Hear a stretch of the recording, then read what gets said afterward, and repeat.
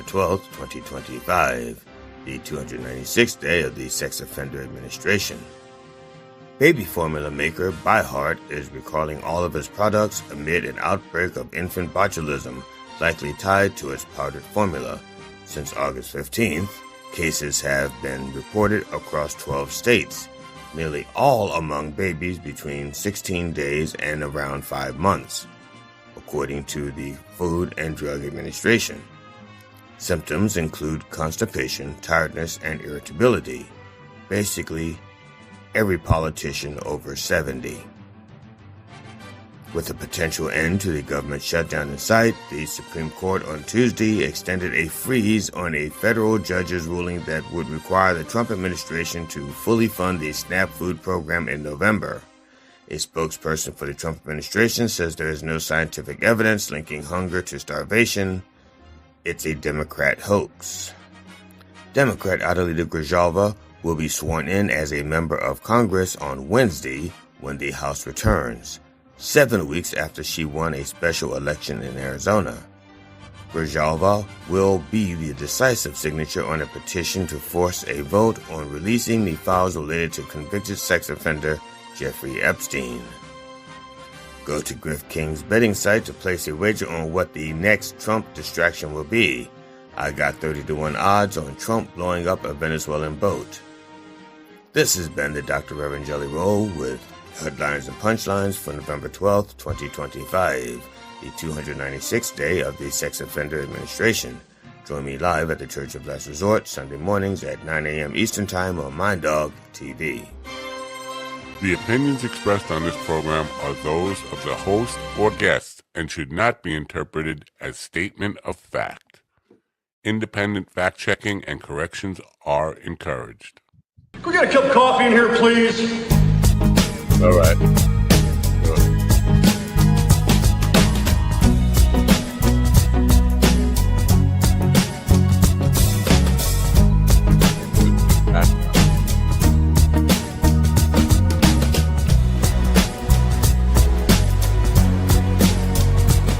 Probably going to be all the wrong color again.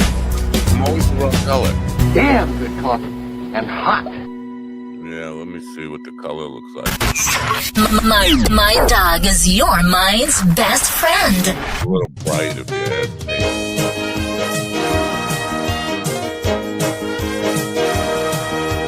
me. My dog is your mind's best friend. Yeah, bum.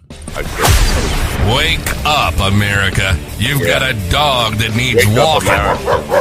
That's right, sunshine. Just put on a big pot of strong coffee and get ready to type your little hate mail with your opinions about kumbaya and flat earth insanity. Stand-up comedy? You want stand-up comedy? Well, we've got sit-down comedy.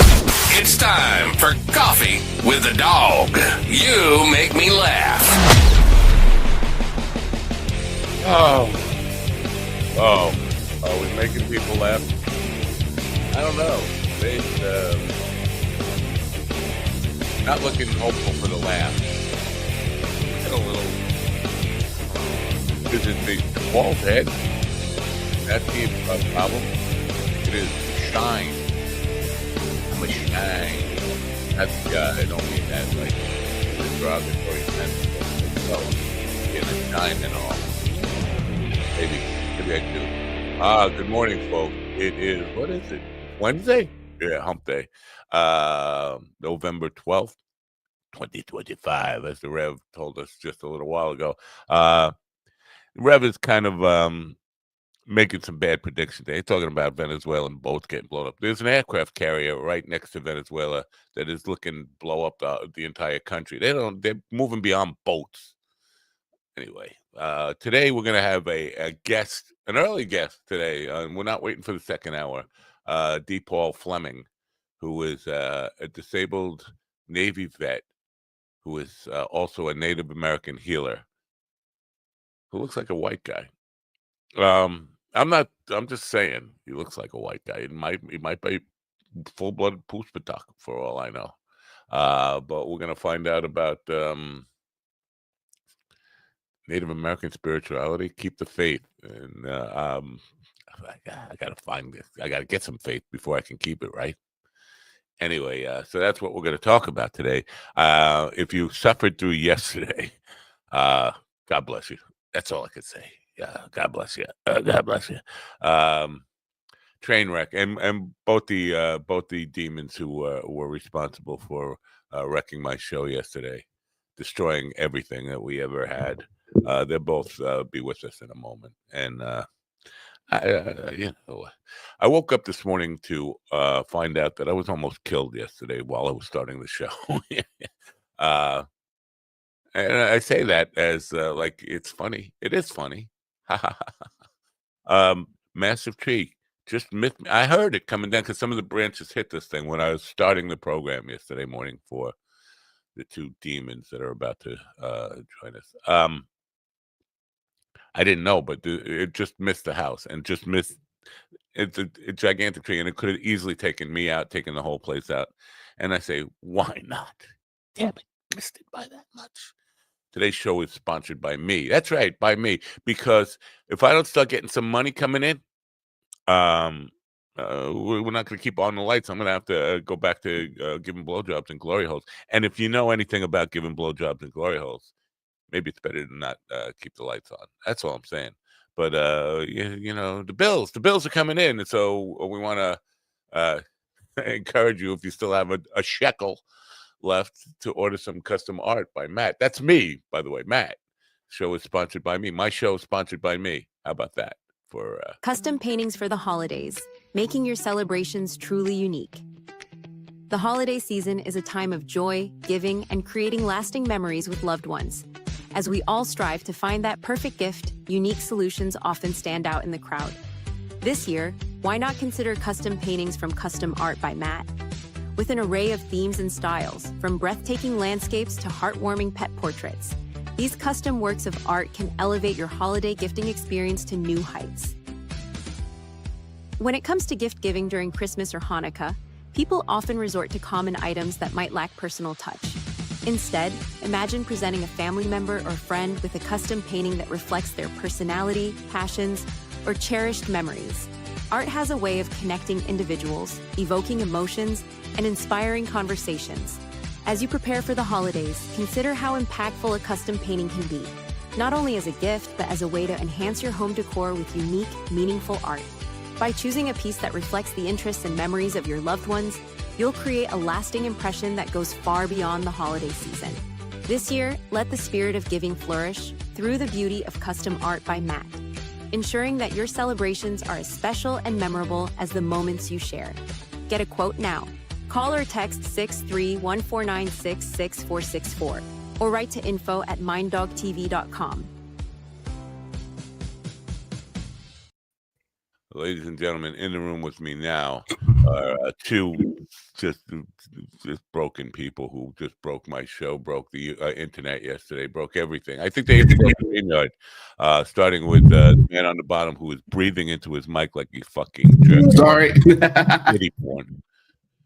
Stephen the kitty porn jerker off Ortiz, who doesn't get beat up by ICE and should get beat up by ICE.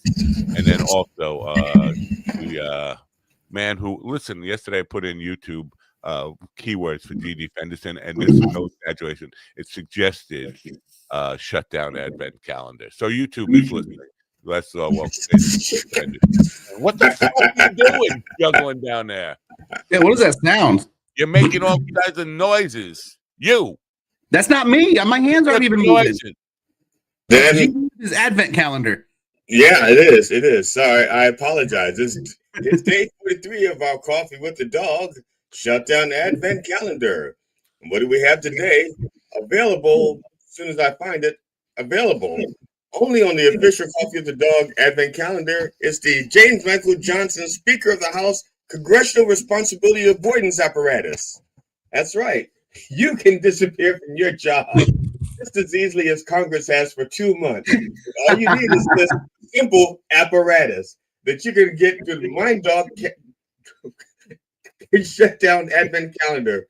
And all proceeds from the Advent calendar go to a cause. Cause you don't want to do your job and you don't want to be seen not doing it. YouTube just changed the suggested keywords for GD Fenderson to fucking idiot. I don't know. I don't know. YouTube listening, but let me.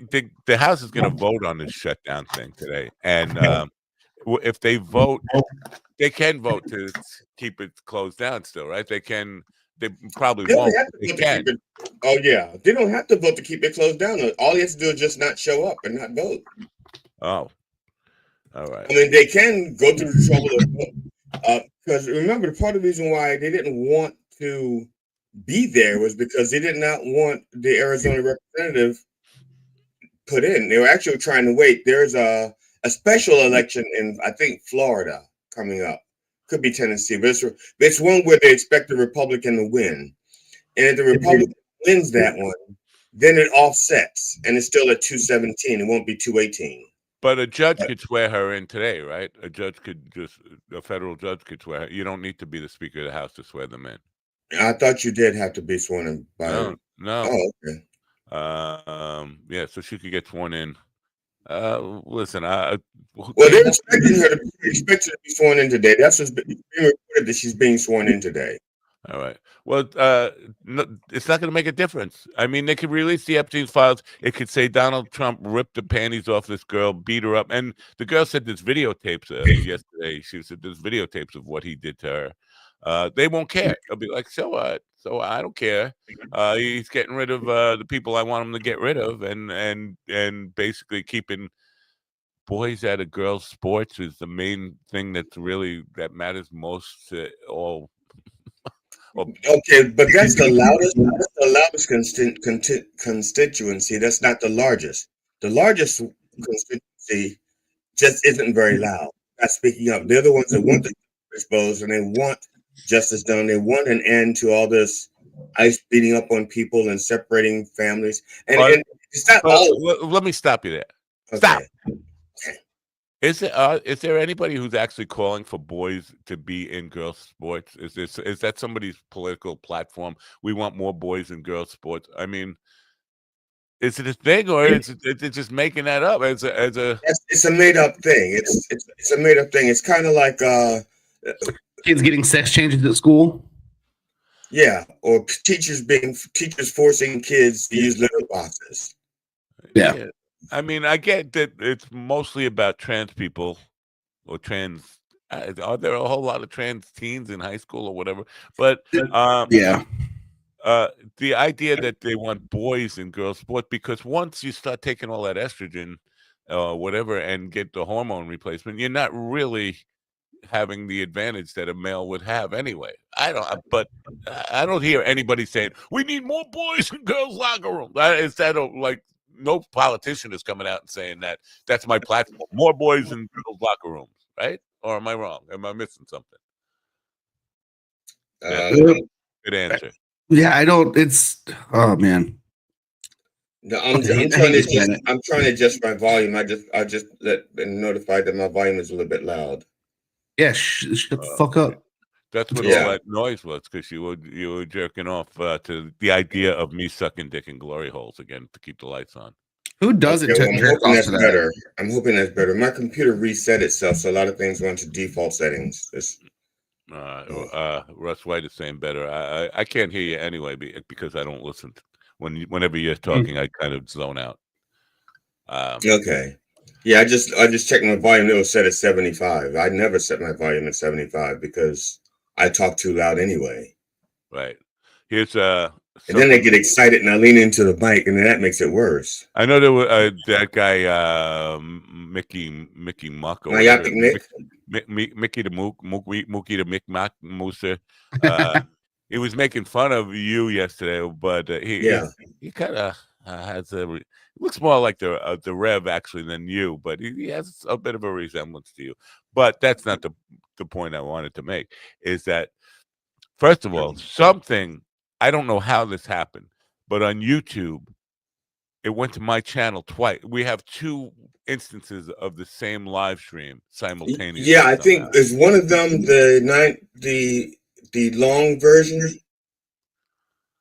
Oh, well, that was going to be my next point. I think you broke StreamYard's desire to offer that, because this morning it seemed to be taken away. I don't have that ability to stream in portrait version anymore. It's like they ruined it. You two ruined it. Yeah, because I went to, when I looked at YouTube, I saw there was 2 on my YouTube channel. Yeah, and it was. It's fucking weird, and so I think they gave up on that idea, which is a good thing. If you broke that's a tremendous victory for America. Yeah, So Myopic Mick and Derpy Dan saved the day. Yeah. So apparently I am a bad decision maker. Did you have an idea that I might be a bad? Well, you picked a fight with ICE agents, so that's not the best idea in the world. I didn't pick a fight with them. No, I know. I'm just kidding. I think you did. You can't go walking around with a loaded bottle of water in public and not expect to be attacked. That's a bit dumb, realistically, walking around with a fully loaded bottle of water like that. Yeah, but you think New York open carry First of all, hold on. I didn't walk around. I walked out a door. Why would you walk out a door? That's dumb. Yeah, that's asking for trouble. New York an open carry state where you can just walk around with a bottle of water like that? It wasn't open. The bottle wasn't open. Oh, yeah, but it was open to the public. It was open carry. It wasn't a walk while intoxicated or even walk while hydrated moment. Well, it's a good thing they stopped you before you did get hydrated. Otherwise, you'd have been walking hydrated. DHI. You would have had a WHI walking, or a WWI walking. No, WWH walking while hydrated. Wow, I just had a stroke. Back to you guys. Yeah, and thanks, White. That's exactly right, Russ. Especially in that neighborhood, you should know better. In that neighborhood. Well, apparently, and this I found out yesterday morning after I got after starting this program for whatever that was. I got a headline that some people were suing ICE. They won a like a $150 million judgment against ICE abusing them here on Long Island. It's like, damn, my wife was right. I should have fucking filed it. I didn't. And well, it's not too late. Well, it's too late to get a police report. Like, I'm going to go file a police report now for something that happened 3 days ago. And they're like, yeah. A lot of women, a lot of people do it. Afraid. A lot of people do it days after they're attacked out of fear, out of fear of being attacked when they leave the house again or being ridiculed. It does seem a little suspect after like this big lawsuit came down and all. Well, yeah, I got to go report something that happened 2 days ago, which I'm not sure. I think there might have been at least an ear witness. I don't know if there were any eyewitnesses to it. See, no cameras anywhere. And the other problem you have the longer you wait is they're not saving the footage from their cameras if they had them on. Right. They're not saving it. They're trying to delete that shit as quick as possible. So that's why you need to act now while you can. And I'd have to go to the doctor to get the injuries documented. Yes, you do. With photographs and all that stuff. Yes, it is work. It's not a free payday. It's work. I understand. I'm not looking for a free payday. I am. I think if you got $100 million, I think you give me $50. We got to do something. You probably pay us both to come back on here. Yeah. We do need to do something to keep the lights on, because I don't want to go to glory holes and suck dick for a living. I just it wasn't on my what I want to be when I grow up list. Well, you could move the glory hole to a military base and do it for your country. And also, fortunately, Matt, like you said, you've never grown up. So it's not like you're sucking dick while you're growing up. You're still developing. You're always looking for the bright side, and that's what we love about you. Actually, and I only have one bright side, and it's my chin. That's where all the brightness is, right here. My brightness is around my mouth. The rest of it's all brown. It's true. We watched it come out of a pussy yesterday. I wanted to point out there was some woman. I don't know what she's a podcast or something. She had that same kind of image that GD had with the coming out of the vagina thing. I don't know if you saw the laughing looking door, whatever it was. Yeah, it's like I don't know. Nothing about that. It seems vagina like. I don't know. You have to have a very strong imagination to think a paper wall looked like a vagina. I mean, it worked for me. That wasn't paper. That was cloth. and he was playing peekaboo with his daddy's dick. Steven looks like he's like testifying in the witness protection program here. He's got all like I know. out with the. I'm in the process of I'm getting a screen to put up here. That's gonna with the remote with the green screen. That's the goal. There's a high school kid that's going around because ICE apparently is beating people up all over Long Island. I did not know this was a thing, but until I found out the hard way on Sunday. But apparently they're just going around beating the shit out of people on Long Island, just profiling people based on looks or what they're wearing or what neighborhood they're in, and beating the shit out of people. And this high school kid is going around taping it. He was on the news, the local news here, and now they're threatening this kid like. You better stop or we're gonna beat you up next. I don't know how he's staying hidden while he's doing this stuff or finding like there's no police scanner that says beat up in progress. Go. I mean, but I wish you would have been there. If I may make a suggestion, if you're a DoorDash driver and you're looking for extra cash, get one of those alerts. Get an ICE alert in your neighborhood. In the area where you're driving and delivering food anyway. And when you find out ICE is in your neighborhood, you drive over with your camera ready and you collect footage that you can sell, okay? And the food may be a little bit late, okay? You can say, the food's a little late, I'm caught up in ICE traffic or something, or I have an ICE warning, because my car gives me ICE warnings. If it hits 39 degrees or lower, my car says, possible ICE ahead. And I know to get my phone out and, get ready to record. Wow, I can't believe your car has that feature. Yeah, but the thing is, apparently in my neighborhood, ICE only comes out if it's like 30. If it once it gets below 39 degrees. Are you driving a Hyundai? Because those are built in Mexico, so that does make sense. I thought mine was built in Korea. You know what? And assembled in the U.S. It looks like I hope D. Paul is checking his email. It looks like I sent him the wrong link. Again, when I was sending links on Sunday, I was in very bad shape. This is my excuse for if he does show up. I'm sending him the right link right now. He's in the other room. You know what? You guys just pretend that you're competent for a second.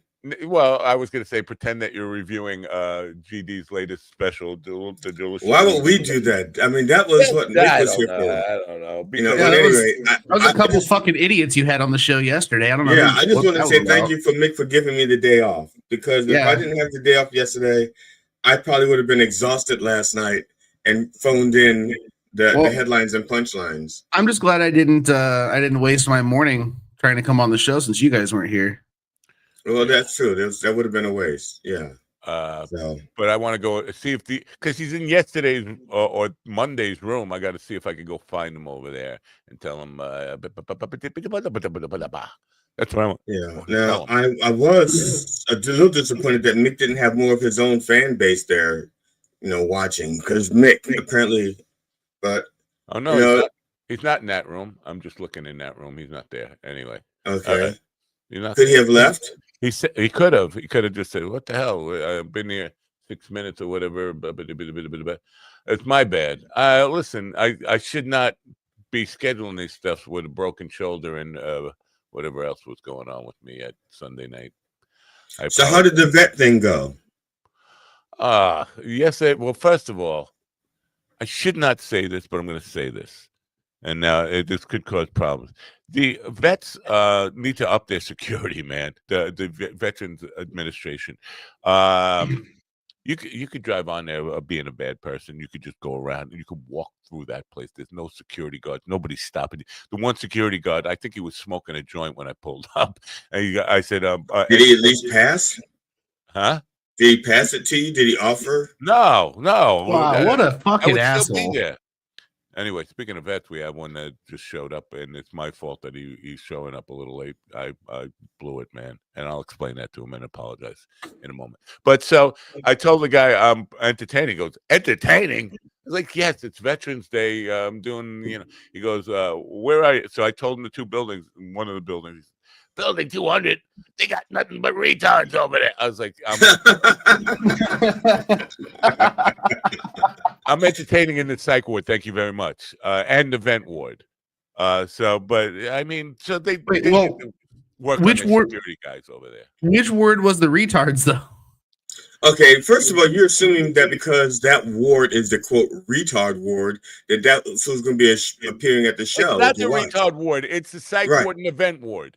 Right. So what I'm saying is that may be just big enough that area was big enough to have the people there, and that's what they want to do it. Yeah. You know, it's like at my house, we have a basement, but when we have people over, the only place we have that's big enough to have all those people is the basement, and then it becomes, instead of the basement, we call it the comedy bunker. No, but the ward that has the psych ward, well, the vent people, they're not gonna escape. They fucking like halfway in a coma, or 3/4 of 90% in a coma. Most of them. Right. I'm playing for people who are. Do they even know I'm here? Hello. Yeah, she knows you're here. Like, how do you know? How do you know?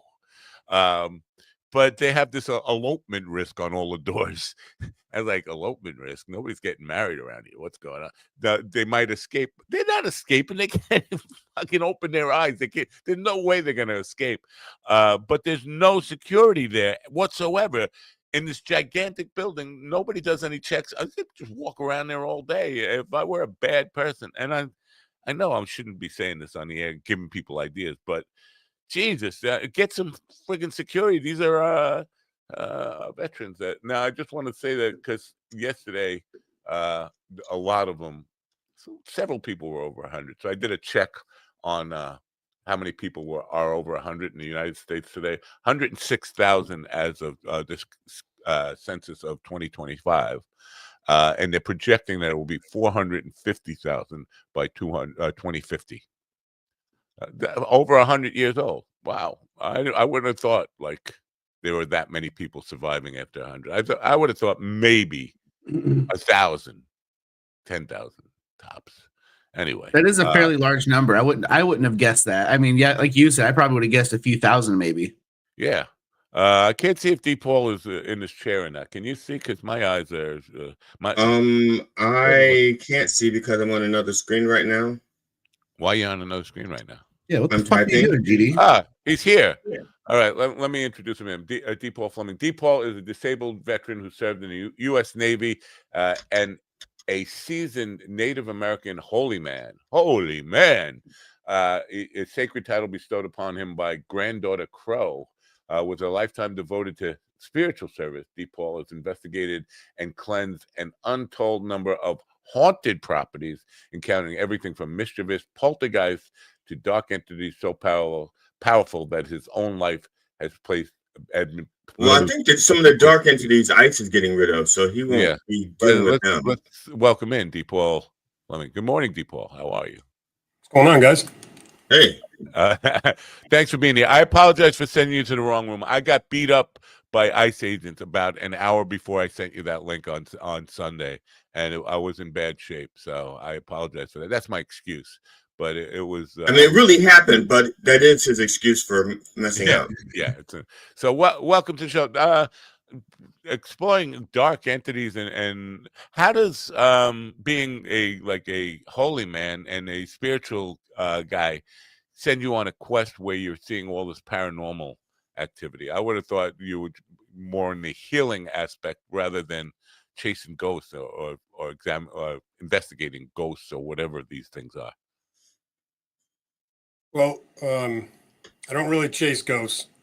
Okay. Others do that. I'm the guy you call when you decided to play with a Ouija board and you didn't set up protection and you opened yourself up and properties to the wrong side of the veil. Wow. So you're trying to exercise these bad? I don't know how we even classifying them. Are they demons? Are they poltergeists? What are you dealing with? Yeah, all of the above, right? Yeah. I mean, darkness is darkness. A poltergeist isn't really what mainstream folks think it is. It's just a ball of negative energy, and they're relatively easy to deal with. Relatively easy to deal with? Yes. Wow. Yeah, and again, I don't want to. I mean, it's easy for me. Okay. But the people I that are living the life and don't understand how these things work, it's terrifying, but Wow. not to me. But demons, tricksters, all the there's just thousands and thousands of different forms of dark, negative, gray energy. How does the because I have had some paranormal investigators on my radio show. I had some on this program. I had actual ghost hunters on the show. Where does the Native American view of this stuff differ from the Ed Warrens and the Lorraine Warrens and those people of the world who they go to haunted houses and do exorcisms and all that kind of stuff? Well, that's what I do. I do exorcisms. You do. Yes. Like, is it similar to what a Catholic priest would do in an exorcism? I've never been with a Catholic priest live and in real time, so I've read the rituals, I've studied Catholicism and their approach, but I've never been with a priest doing an exorcism. So my understanding is there a lot of ritual, and my approach is it's ritual, but it's somewhat different. I don't discuss it in open settings, for a variety of reasons. But I'm the guy they call when you can't get rid of something. Who are you going to call? Something's overpowering. Now, were you interested in this before you were exposed to Native American culture? Was it I forgot her name, granddaughter Crow. Yeah, granddaughter Crow. Before that, were you interested in this? Yeah, that's a loaded question. So let me back it up and give you something to reflect on. I was born this way, and as a child, I would see things and sense things, know things, and I would tell the people around me. And with very few exceptions, the living, are terrified of what I could see, sense, and know, and who I am. So, like all people who don't understand something, fear is a natural reaction. So, I didn't have any real guidance, with the exception of an aunt. Turned out to be my greatest advocate, if you will. She helped guide me at a very young age into meditation, and I was around the Native American community for as long as I can remember, going to powwows and doing ceremonies and learning the Native way back before it was kind of cool to be a Native. That was back when they were still focused on kill the Indian, save the man. Kind of that statement's a little bit long in the tooth for my age, but not for my grandfather and my great grandmother who lived through it. Are you listed some obviously we're putting out in this contact information in the description, but if somebody has an issue, I mean, how do they find you generally? You're not listed under exorcists in the phone book or something. Where do people find you? Yellow Pages. So Steve Ortiz is going to do a deep dive because he's got something on his mind about something that's bothering him and he wants to get rid of it. So he'll be the first guy to figure out how to reach out to me. But for the simplest way is Facebook, my emails in my books and what I write, but I have a cell phone, just don't know where it is most of the time. But people that need to find me, they find me. Wow. You got to kind of understand that when I say people find me, let me give you an example. Somebody's mother that I knew was hounding the bejesus out of me, and she's been dead for 10 plus years. So after I got the message, I finally picked up the phone and called these folks and say, you guys got something going on, and your mothers won't leave me alone. So I'm reaching out. I met with them, figured it out. They had a demon on attacking one of their kids, and that entity had been with them since birth, trying to steal their soul. And I went in there with my wife and cleaned it up, got rid of it, put up protection, and it was a couple of years ago. They've never been happier. Well, it's funny that you should mention Steven because he, for a brief period, he hosted a show called Beyond Classified where he was investigating paranormal stuff on his program. But Yeah, hold on, stop right there. So the stuff that he couldn't get rid of is what he's going to reach out to me for and ask me how to get rid of it because it's more of an echo to him, but he knows it's attached to him or trying to attach to him, and he doesn't want to say it out loud. See, all the time he thought it was syphilis. So now he has a better answer. He's being a little quiet here. I'll tell you why he's being quiet, because the stuff that's I gotta be careful with my language. The stuff that's messing with him affects his ability to say what he wants to say. It's interfering. So I've never met any of you guys, just so you know. Honestly, okay. I was just trying not to make inappropriate jokes at certain times. For example, you said you weren't alone with the Catholic priest, and I was like, well, no, you're too old. And then there was another one, but I can't remember what I was going to say about it. Yeah, low hanging fruit is this. Yeah, low hanging. Well, I sit a lot, so I need low stuff. Also, yeah, he sits a lot, and he's full of shit. So it's just interesting that there's something going. You know what? I think he's overprotective with. He uses humor to deflect a little bit, and he's being a little silly here. But I think you're onto something. That's all I'm just going to say. I think you're onto something with him. The thing, we have the link now to the mystery at the Wyndham Inn. That book. Because I went to Blackhawk Books. I'm obviously still working on that website, so we'll send people to Amazon. The mystery at the Wyndham Inn. Can you want to enlighten us what that is and what it's about? Yeah, I've written a number of books, and this is the latest series of what I'm putting out. For a lot of the people in the editorial world will call it literary or historical fiction. It's not fiction to me.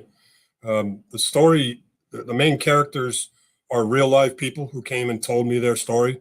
Some of them I grew up with. They lived at the Wyndham Inn for a period of time. I don't live far from the Wyndham Inn, so I've kind of always been aware of it. And then a guy that did 20 years in the Navy reached out. He had started a paranormal group, and we were talking about it. And I warned him about that place. And in one of my dreams, I see it clearly that 6, they call them, the spirits call them a ghost. I forget the other word, but some along the lines of ghost chasers. But it's a little bit sarcastic.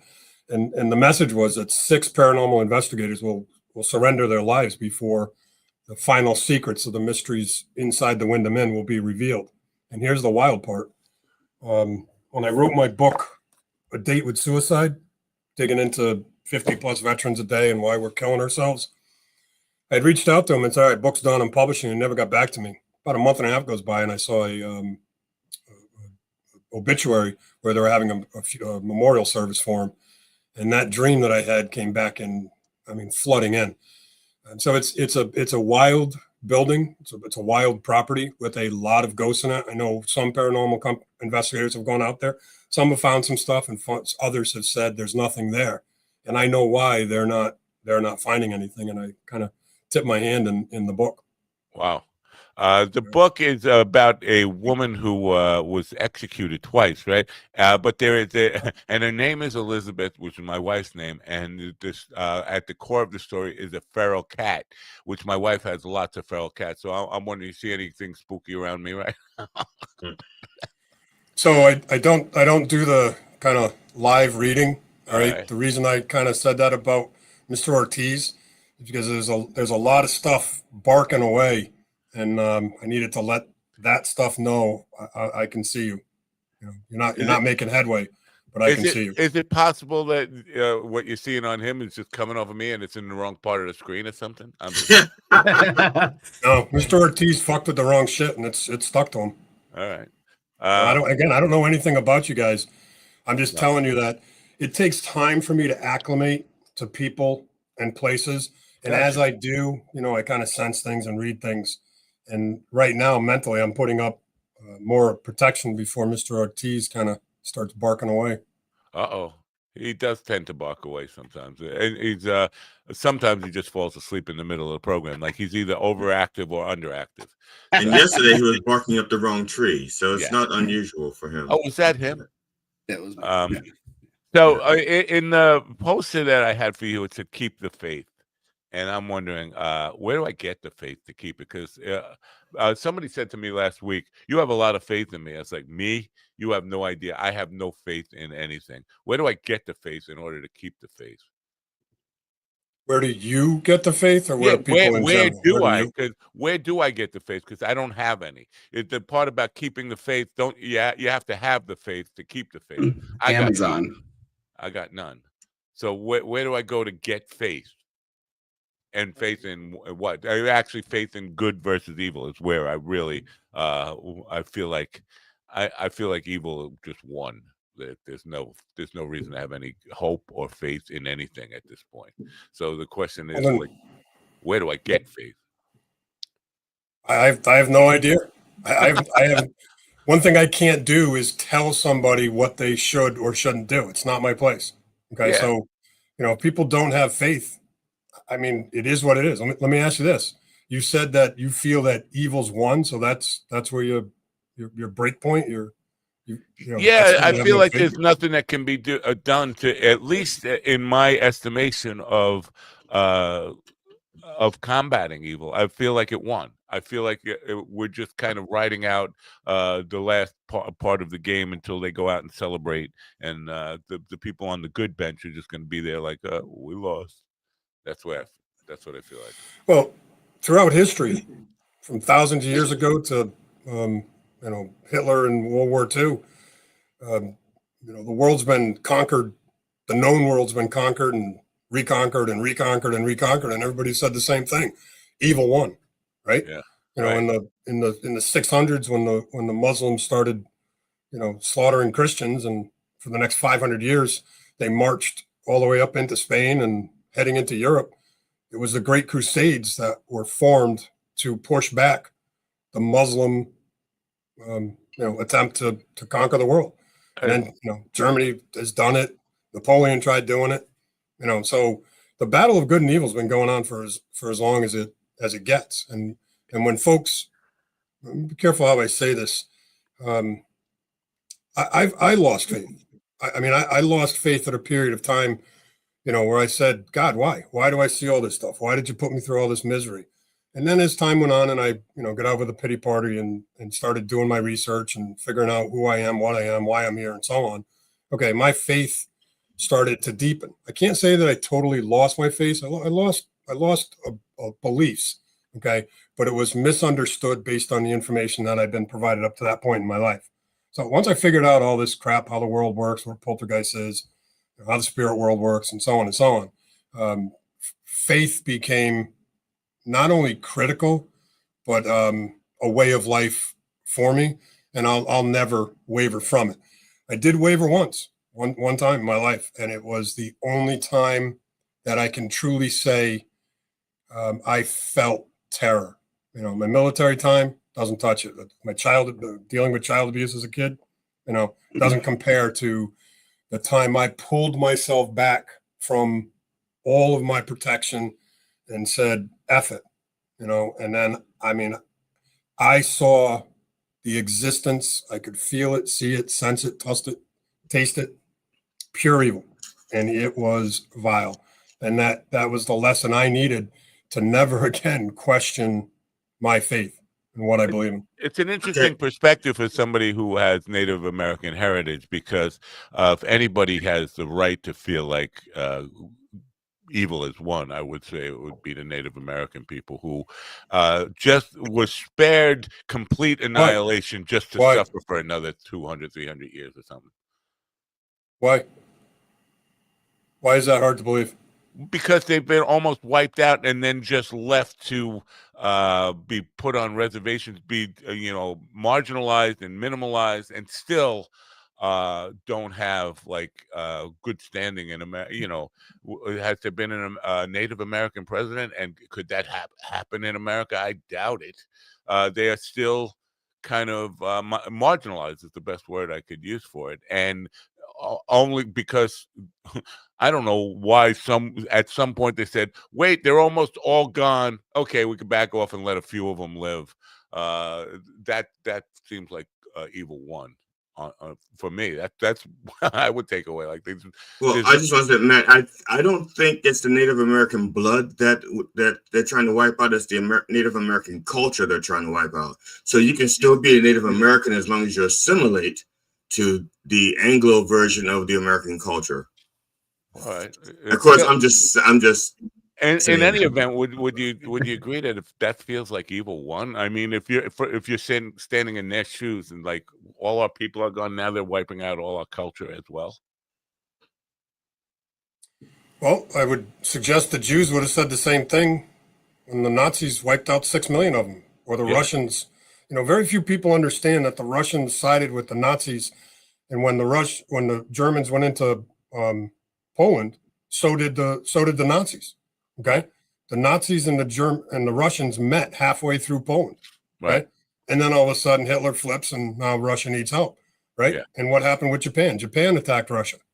Okay, so for what I try to get folks to do is look at all of history, right?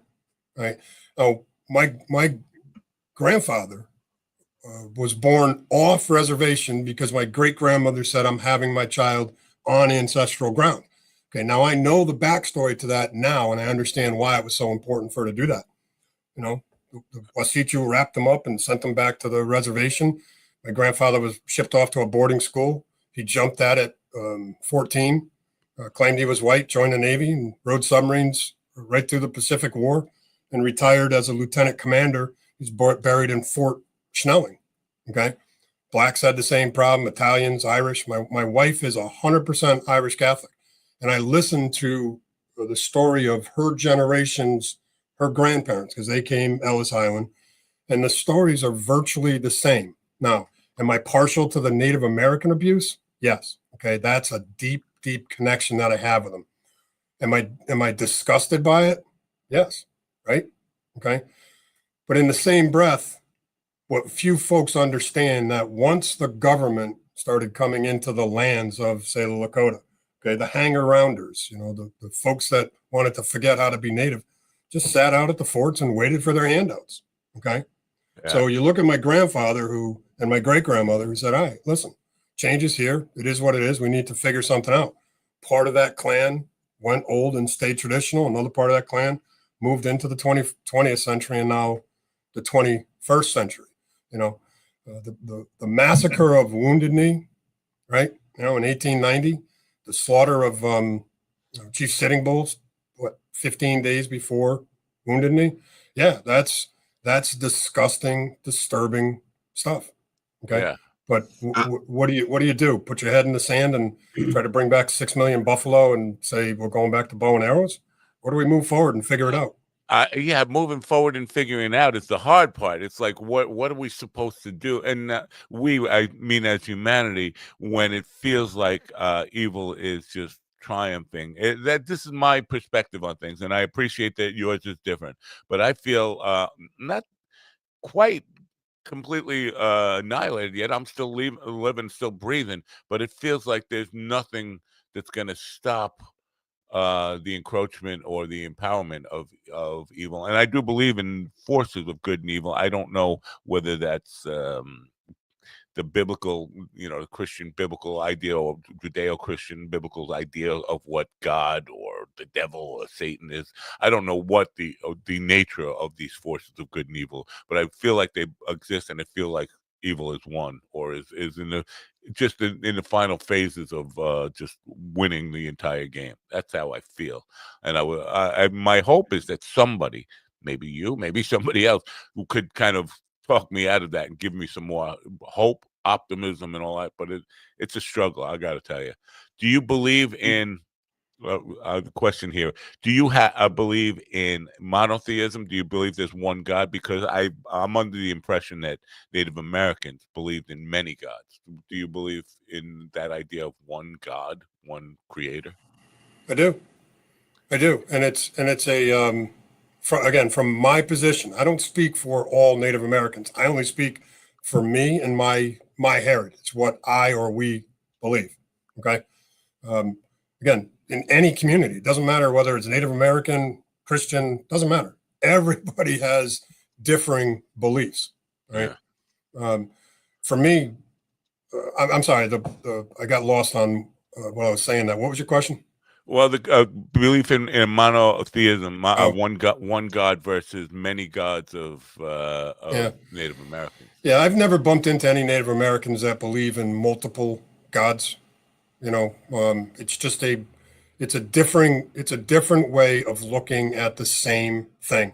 You know, few people understand that every Native American tribe that I've talked to, or branch or community, have all said the same things in their stories. They talk of the Trinity, right? And along comes Christianity, thousands of years after the Native population understood the Trinity, and the Native American or the Christian belief in Father, Son, and the Holy Ghost. Native Americans had that long before Christ walked this earth. Yeah. Alternate universe is saying they disagree with completely with my idea of where is it, the analogy of it being a game and a winner and all that kind of stuff. Thinks that's incorrect. If you want to in the chat room, I know chat rooms are a little bit limiting, but if you want to articulate that, whatever you believe. But so coming back to this idea of monotheism, and because there was always the God and Satan, right? They were like two different parts of good and the originators of good and evil, I guess. Is it necessary to have those beings be like exist in ideas when you're hearing these ideas of like dark energy that doesn't seem to be dependent on like a godhead or a evil head or whatever we're going to call that? Do we need those rulers of the world and underworld? Yeah, that's a great question, right? Everything has, science has proven in Einstein's theory that everything has an equal and opposite reaction. You can't have yin without yang, right? You got to have good and evil. Is that what it comes down to? Yeah. Right? You can't have good without evil. It's a great question that I've asked many times. I mean, I know what I think. I know what I believe. But my answer to you is simple. I think people need to come to their own conclusions. For example, when people ask me about my faith, okay, they're kind of stunned that I'm Native American and a deep believer in the baby Jesus, right? And it's hard for them to get their head around. So it's easier for me to tell folks, say it to folks this way, right? I look for what resonates with me, meaning what parts of the Christianity pieces fit my soul and what parts of my Native American beliefs fit my soul. Okay.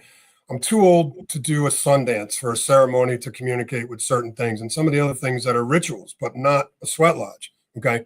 So I won't do that. But when people look at me and they say, well, do you believe in sage and, those things? And I say, I do. I think that Creator gave us 4 key elements: tobacco, sage, sweetgrass, and cedar as stuff to purify and neutralize dark energy. And people say to me, well, if you say that to a Christian, they'll tell you and then fill in the dot. So I say to them, I go, well, go to a wedding, go to a funeral, and what's a priest do? They fill up their canister with something that blows smoke all over the place. What is that doing? Is it neutralizing? So what was the point of the 3 wise men bringing myrrh and the other things that they brought when the baby Jesus was born? What's the point of that? Well, what do you do with myrrh, right? Do you burn it and it gives off a scent and neutralizes dark energy? So there's so many parallels to any religion, if you will, that you can find what resonates with yourself. Now, let me close that loop with this. Any organized religion is going to have all kinds of flaws when you put money, power, and personality into the mix. Okay. I try to tell people all the time, if you want to read the Bible, pay attention to what resonates with you and know this. Since Christ walked the earth, he said, I am within you. Okay. Nowhere does it say you have to go to a third party or a shaman or anybody in between to communicate with Christ, Great Spirit, God, Buddha, whatever it is you have faith in. Yeah, I've been something I've struggled with forever. Like, if God is everywhere, why do we need to go to a building that somebody constructed to see him, meet him there? He's everywhere, right? That just doesn't. You don't. But people need that. People need structure. People need those things, and that's a good thing. But again, once man gets his nose in it, and he always takes things to a different level. Does anything scare you? No. Like I said, I've been around some. I've been through a thing or two. So no, and that kind of, if you don't mind me extrapolating on that, I was having my come to Jesus moment. I'd had enough. I'm tired of seeing ghosts and all this stuff. And I wanted to be normal. And I had said, and God, I'm not saying this, I'm just telling the story. Okay. I had said enough, and I had pushed all the good stuff around me away. So I don't want it anymore. Second I did that, I watched my main guardian angel kind of drift back. And as he did, this serpentine entity came right in through the wall and was just dancing around the room. And it made eye contact. And again, I very rarely look people squarely in the eye because you can look right into their soul. And that's what this chunk of nastiness did. And when it looked at me, I knew its intent, and it was absolutely hell-bent on capturing my soul. In that moment, which was 1, 2, 3 seconds that this transpired, I was truly terrified. And I mean terrified. I'm getting terrified listening to it. Continue. Well, okay. So I could feel it. I could taste it. I could sense it. And it was like, it was nothing. There's no words. Okay. So it took me about another 3 seconds to realize how badly I screwed up.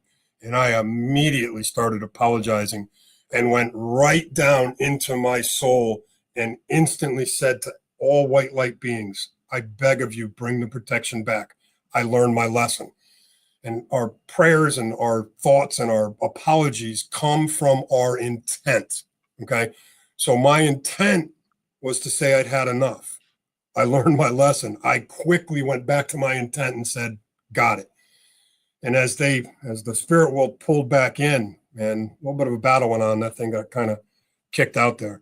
But that was the only time that I can truly tell you that I was terrified. Now, again, I got to caveat that, your readers read this book, 2,442 Steps to Crazy. All right.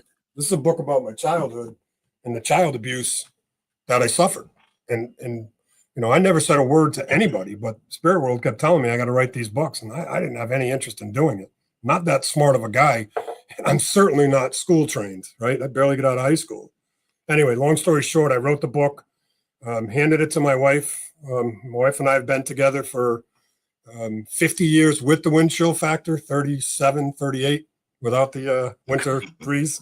Don't tell my wife about that clip. Anyway, wind chill factor. That's when I joke, I say my wife and I've been together for 22 years, give or take a few drugs. Yeah. Right.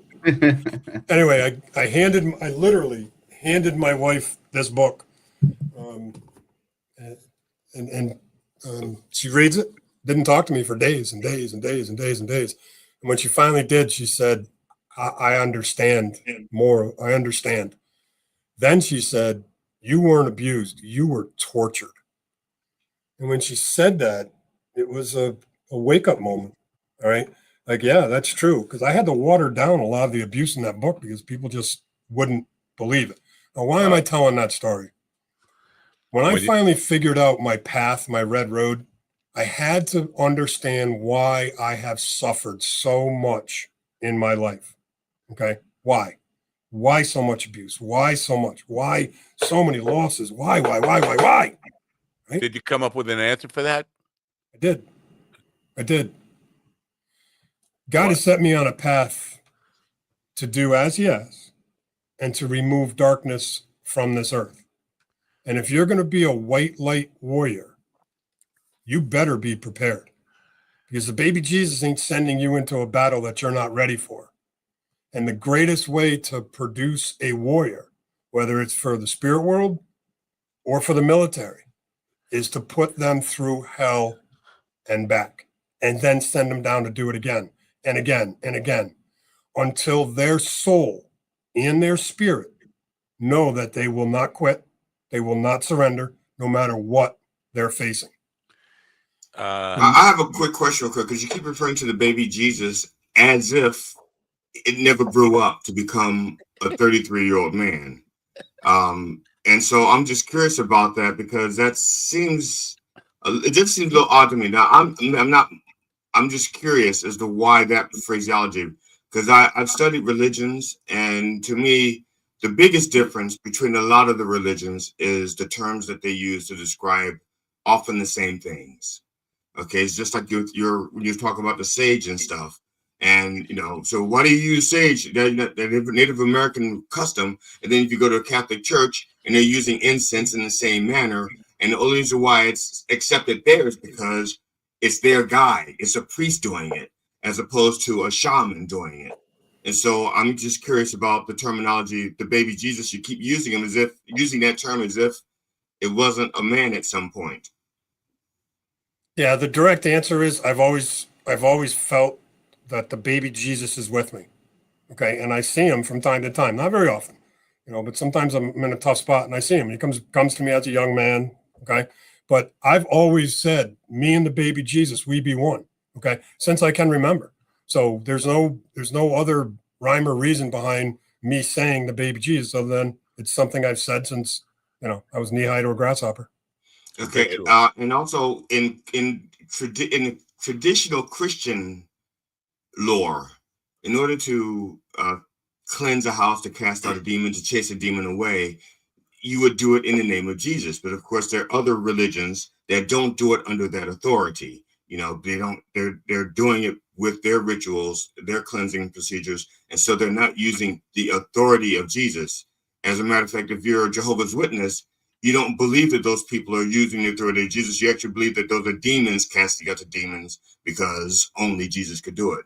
So depending on the school of thought, are you ever been questioned about, okay, when you do your procedure, is it in the name of Jesus that you're doing this, or do you have a ritual separate of that the power comes from within you that gives you the authority to chase off these tricksters or these demons, to cleanse Say the house? say that last part again. You made a good point, but I missed a couple of the words in that last part of what you said. Okay, I talked so many words, I don't know which part was the last part. He I'll try doesn't to remember. No, I'll try this. When you cast out tricksters and demons, by what authority? Is it authority that's given to you unto yourself, or are you using the authority that's granted the Christ, or is it another authority that gives you? Because in tradition, in religious traditions, someone has the authority to cast out these things.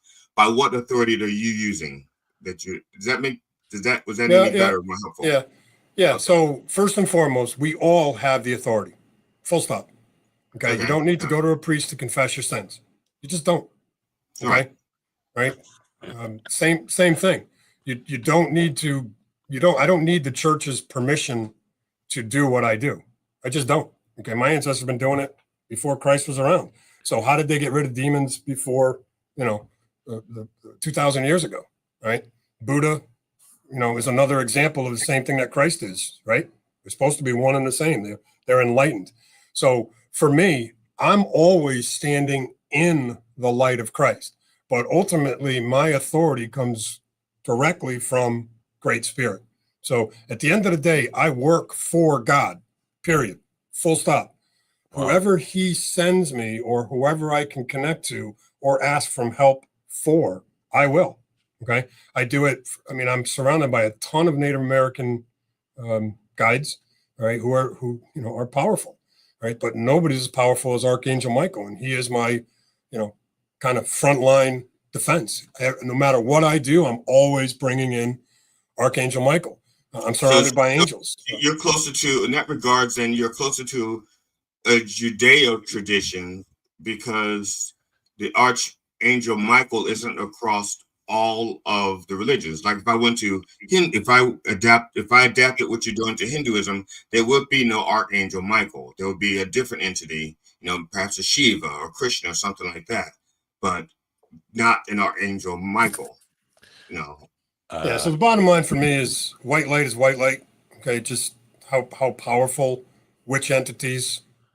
Obviously an archangel Michael is going to have a hell of a lot more power than some of the other angels that are around me. So if you have 2 or 3 angels that can take out a demon, you don't need to bother Archangel Michael. But I always know because I can feel he's near whenever I'm doing these things. And again, whenever you have that kind of authority, power around you, okay, it's not only comforting, but it can raise your faith quickly. But at the end of the day, white light is the ultimate authority because God is white light. Well, I want to come back to, because it sounded like, and if I'm misinterpreting the message you gave, but it sounded like you're supposed to work hard towards bringing light to the world, and as you do, you will be tortured and beaten down, and you're supposed to keep going even though that happens to you. And that's how I feel that in my life. I mean, it's probably hard for people to imagine, but I think I do a lot to add value to the world. I do some volunteering. I spent years working in soup kitchens and all this kind of stuff, and have seen some really bad things happen. And I feel like the more you try to bring good into the world, the more beatings you will take, the more beatdowns you will take. And we can I jump on that? Sure, but I just want just 1 second. There is a kind of catchphrase to this show that we've been using: "Enjoy the suffering." And lately, I'm thinking that is the key to just really enjoy those beatdowns and just think of it as a badge of honor. Okay, now it's definitely a phrase. Yeah, it's definitely a phrase that I've repeated to people that, like, when I talk to them. When they hear about my past life experiences, I'm like, I'm convinced I'm here to suffer so people can be inspired to survive through what they're going through. Okay. You know what I'm saying? Because, like, similarly, I've had child abuse. My mom broke my ribs with crutches. She burned me. She pushed me down steps. I was, all that shit, So, or even my first ex-wife being physically and emotionally abusive. My second ex-wife just using me for money. Like, everything I've been through, and I tell people my stories, they're like, well, shit, if you can do it, then I can do it. And I'm like, yeah, probably. Okay. I know in my travels, it's been, my suffering has come from the fact that I have to openly admit that I'm friends with Stephen Ortiz, and I probably never lived that down. Yeah. Probably not. Stephen brought enough suffering back to the world yesterday on this program. So, but so did you have something to add to that, Paul? In a longer answer, when I did a lot of work on my shadow, figure out the whys, right? That, just like Mr. Ortiz said, okay, you don't send, look at the training a Navy SEAL gets, right? Okay, or a special boat operator, okay. They get put through hell and back. They want to bring you as close to death as they can. Period. They want to make you suffer so badly so that when you go do what this country asks you to do, you've already experienced the worst of the worst. Nothing is a surprise.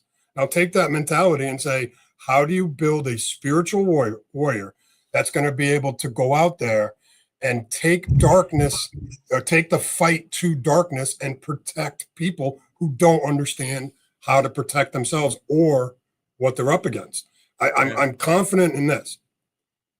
If it's possible to have something darker attack me than what did when I questioned my faith, man, I don't think it's out there. But I firmly believe that I'm prepared to take on whatever it is the darkness can throw at me. Now, having said that, does it concern you that, well, obviously it didn't, otherwise you wouldn't have said it. But there's and this is Matt's favorite thing. It's the law of attraction. What you just said, what you just said is going to attract to you the biggest and baddest out there. It's like, oh, this motherfucker ain't seen shit yet. Yeah. I'm cautious. I'm cautious as to what I say. And if you heard me before, I kind of stopped and made sure that Spirit World knew I was telling the story, not repeating the mistake I made. But I am. Okay, and it's difficult for me to have the conversations and get the emphasis of what what we're all up against out there without challenging the dark side, right? So it's a if I didn't have to say these things, I wouldn't be. But you can't have these shows and spread the light, if you will, without having the conversation. Well, I'm not a marketing person for God, but if I were, I would say you're probably going to recruit more people to do good if you reward good rather than beat them down for trying to do good. Does that make any sense? Because I don't feel like that's not. Okay, I hear what you're saying. I didn't mean to cut you off, but yeah, I did. Reward and what is it? Risk and reward. You're more likely to do something if you've got a pat on the back, good attaboy, instead of like you got your ass kicked by somebody for trying to do good. That's the idea. Yeah, I understand the argument and I respect it. Okay. However, the world just doesn't work that way. All right. What's the story in the Bible? Jesus showed up and, fed 5,000 people, or produced 5,000 fish, right? What happened the next day? The next day, the 5,000 first person got mad and said, "Where was my fish? I was in line. Right? He fed 5,000. That was 5,001. What the fuck?" That's what happened the next day. Right? So the next day, okay, 5,000 people showed up looking for their fish with 10,000 friends. Now, how many people went fishing? None. They all expected to be taken care of. So the reward was Christ says, all right, people are hungry, I'm going to feed them. And then everybody came back and said, okay, the trick to understanding all of this is to stop staring and trying to figure out all the chaff that's out there. Draw it back to yourself. What resonates with you and how can you move your soul forward? Because as Steve said, past lives, okay? If you start going down the path of understanding past lives, then know this. The more lessons you can get under your belt in this lifetime, the better your next lifetime is going to be. So for me, when I figured out more and more of these pieces, I said, man, listen, if this lifetime is about getting my ass handed to me 1,001 times, make it 2,001 times so I don't have to come back and do it again. And I'll close that thought with this. Would anybody know the name Jesus Christ if he wasn't crucified? No, the crucifixion and resurrection are crucial to the belief. There's no doubt about that. It's not about being born in a manger or all that stuff. The most important part of it is the crucifixion and resurrection. Without that, there is no Christianity, without a doubt. And I kind of beg to differ because there are other religions where the people weren't crucified and they know their names in their respective religions. And when it comes to, again, I'm not one who believes per se that the resurrection happened or like they say it does. I'm a skeptic of the way the Bible's written. It has nothing to do with my faith per se. My faith is separate from the Bible and what's there because there's too many errors, too many inconsistencies, and too many men reaching into it to tell a narrative that it was important to them and not necessarily the truth or what actually happened. But there are gods and from other cultures where those names, not just the name of Jesus, but are just as important. So it's just to the Christians that name that was just as that the resurrection was so important. And even then, even still, what they celebrate most of all is the birth, which according to Jesus was such a big deal to say, don't celebrate my birth, celebrate my death. Are you taking? Are you doing several bumps for the Lord before you start the program? Because I don't do the bumps for the Lord. The Reverend does bumps for the Lord on Sunday. Oh, it just seems like maybe I had run into Matt. Not all black people.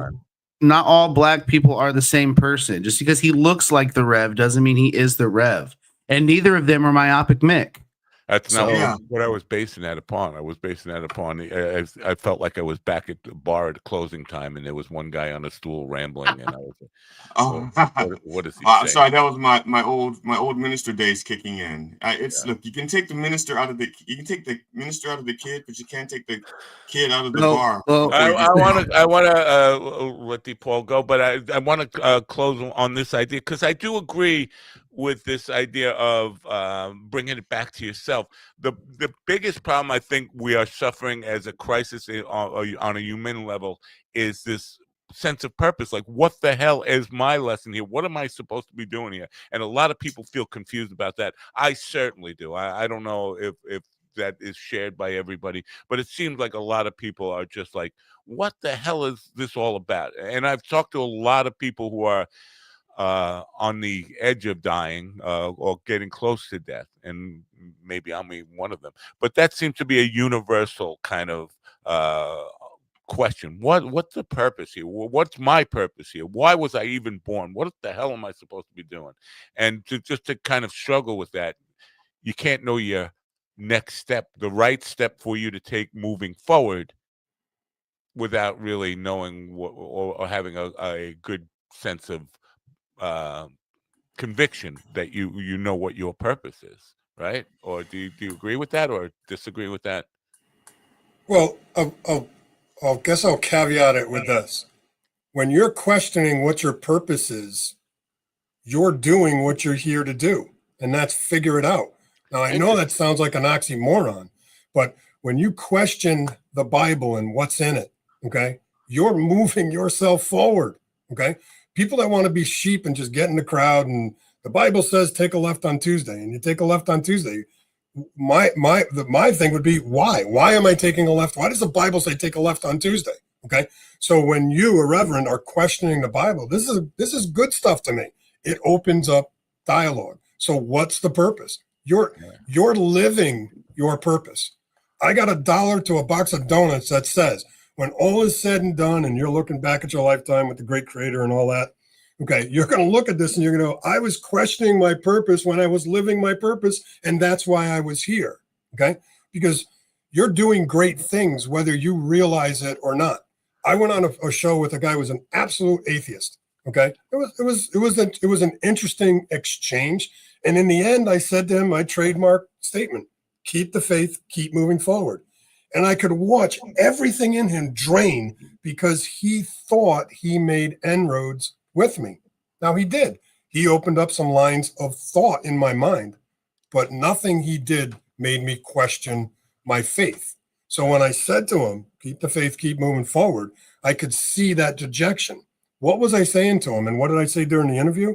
I said, you're doing more to help white light than anybody else I've bumped into in some time. And I thought his head was going to pop off, right? Now he's getting mad. He says, no, I took a guy away from the Bible thumpers yesterday. I said, okay, okay. You're not going to get a fight from me. That's what you were doing. That person wants to do that thing. You certainly made him think, right? Now I'm going to go out on a limb and say, when that guy finds his way back to whatever it is, Christ, whatever his faith is, he's going to use the lessons of this atheist to strengthen his faith. Okay. So what is our purpose? Exactly. That's the key thought that all of us have to keep asking. What is our purpose? And remember, 5,000 fish. If we're given the answers, they're not going to be valuable. It's kind of like free stuff. You treat it just like free stuff. You have to go through the trials to earn the lesson, not learn the lesson, earn the lesson. That's absolutely a valid point. I mean, nothing worth having comes free. I mean, things that we devalue anything that comes too easy. So there's absolutely truth in those words. I appreciate you being here and sharing your insights with people. We have the link to your Amazon stuff. From there, they can find all the books. The latest book is The Mystery at the Wyndham Inn. But we have what is it? How many steps? 2,730? 2,442. Oh wow! Look at Mr. Rain Man over there, Mr. Ortiz. You should write your story, man. I'm telling you, people will read it. How many toothpicks in the book, Ray? That was for GD Rain Man. How many toothpicks are in the box? Anyway, none of them. Fell out on the floor. Thank you, D. Paul, for being here, and appreciate it. And we will be in touch. I'm going to read the latest book because again, my wife is Elizabeth. She's got a feral cat thing going on, so now I'm afraid they were all demons and they're going to come and get me. I know. I just have one last question for Paul, and this is just a technical thing. I think it's your Twitter page where your handle is D. Paul Fleming 442. And I know that was a mistake, or should it have been 2442? I had that account before I had this book come out. So there's another 2,000 steps added since then. There's book 2 will be out in January. Okay, but the reason I didn't change that was when I released this book, I got a phone call from somebody who is in the book, and she said to me, she goes, "How did you pick the title?" And I said, "It just kind of came to me." And I have always seen this 44, 42, and them coming together in this combination. I've seen it my whole life since especially playing football as a kid. And she said to me, "What was your number when you played football?" 42, right? Okay. So, when she said to me, she goes, "Did you know that?" Or she said to me, she goes, "So the number of steps was from a point to a point, correct?" And I said, "Yes." And she goes, "So you didn't know that 2442 is an angelic number?" And I said, "No." All right. So I quickly Googled it, and no shit, it is an angelic number. So that's again where my world's kind of crash, right? I didn't know that was an angelic number, and here it was. I was counting those steps for half a dozen years while I was struggling with what I went through. Wow, that's some I don't know, coincidence, but it's an interesting one to look into. I was just curious because I saw the name of the book and the number, and I didn't know if it was like a typo or sometimes TikTok, when you put in your name, somebody else has that name, and so they throw a number afterwards. Yeah. And I didn't know what the story was, and after a while, you have so many followers, or you use it so often, it's like I don't want to change it now. Right. So I was just curious. That's all. I don't think you can change it on Twitter, but anyway, thank you for being here. We are short on time. People go to Amazon, buy the book, and read all the books. And thank you for being here, DePaul. It's been a pleasure. And guys, I enjoyed the exchange very much. Thank you for having me on your show, and I'd be happy to be back if you want me again. So yeah, anytime. Moving forward. Listen, anytime you have the calendar link, you can go there and put yourself on. You feel free to put yourself on it as much as you want. We love, we can continue this conversation in the future. Obviously, some people in the chat rooms, the various chat rooms, are appreciating the conversation and have some thoughts about it. So anytime you want to come back, you're more than welcome. Thank you. Thank you, sir. Have a great day. Bye for now. DePaul Fleming. Books are available in the links in the description there.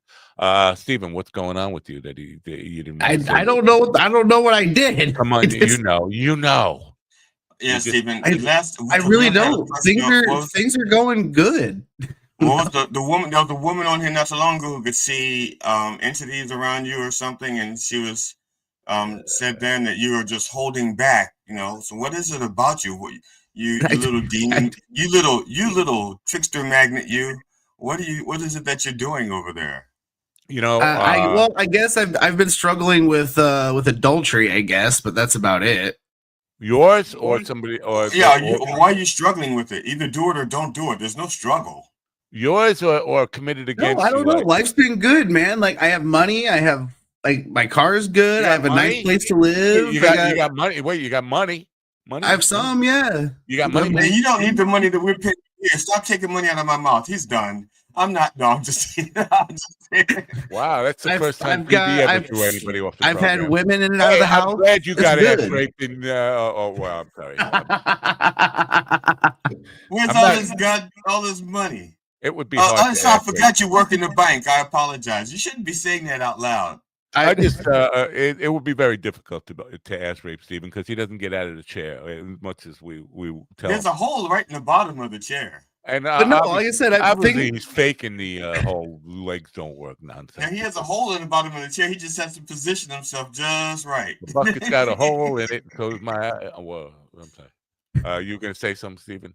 No, I was just saying. Like I said, things are good. I have a lady friend that's been coming over. GD saw her. We're good. She's not inflatable. Wait, or AI. Here she is right now. Mine. No, she has a head. It would be wonderful. A headless sex doll under the tree. What says Merry Christmas more than that? Okay. Nothing says Merry Christmas like go fuck yourself with a headless doll. Wow. GD to ask, should I make a left or a right? you got to give him like 15 minutes of prefaces. Of like, the question?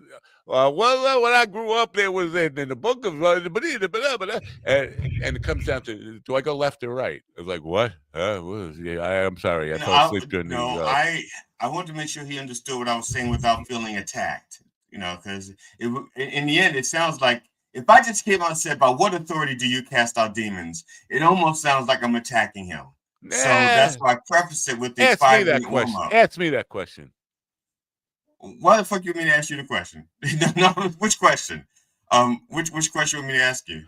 What authority do I cast out demons? By what authority? By what authority do you cast out demons? T.D. Fenderson told me it was okay. I could do it. That's it. Man. I mean, that's fine if you want to stroke my ego, but if you want to tell me the truth, that'd be different. Well, the truth is, I don't. I fucking run away. I run away. Like, there's a demon. I'm not casting nobody out. He's gonna get me. And also, I wanted the audience to understand that their different cultures have different authorities by which you cast out demons or cleanse a house. I had no idea these people in the chat room were so spiritual or spiritually interested, or because there were quite a few opinions going. Religion is a hot topic, man. That's why I try not to discuss it like in the wild, man. A lot of people can have a conversation, but a good chunk of people like to get just angry. But this Mr. Tongue guy. Anybody know? We were actually talking about spirituality, so to speak, because he, although it kept turning into religion, I guess. But I was just curious about the whole baby Jesus thing. It's like it's like, I'm sorry, there's something wrong. No, I think I have the answer. And he said it's a habitual thing. He's always said that. There are parts of the country where people just say that all. Oh, you love the baby Jesus. It's right. And it doesn't make. And to me, it'll be like it feels like when I go see my relatives and they treat me like I'm still Hercules in kindergarten. And it's like, hey, look, it's Hercules. Like, look, I am 66 years old. I have lived a whole fucking life away from Hercules. I am now the goddamn certified forensic humorist. Okay, I'm not little Hercules anymore. Stop it. Wow. Give us some more credit. Well, you can get 0% down on. What do you mean? Give us some more credit? I wasn't speaking. First of all, Sunshine. Hold on. I was not referring to you. I thought you probably are interested in some of this stuff anyway. Russ White got me a little. I'm pleasantly surprised that he is open-minded or has some interest in this stuff. Alternate universes. I should have probably guessed that from the name in there, but this Mr. Tongue guy, I was wondering if you guys know who this Mr. Tongue guy is, because it sounds like he's named after a mouth part. Found my way back to Christ when I saw my grandmother using a toilet paper roll on herself. Jesus Christ, Ron. Wiping her ass, you mean? Sweet baby Jesus. Not all men meet God, but she was invoking him. Toilet paper roll, like she was wiping her ass. What does that mean? Toilet paper roll on herself. It sounds like she was using it like somebody might use the cardboard roll from a tampon. Like it's like an insertion. I use it all the time to amplify my voice when I don't have a bullhorn. I use the roll. Oh yeah. Hey! That's how I did my first comedy set back in the late odds. I had a little toilet paper roll. Yeah, you can still go on to the comedy set. I don't get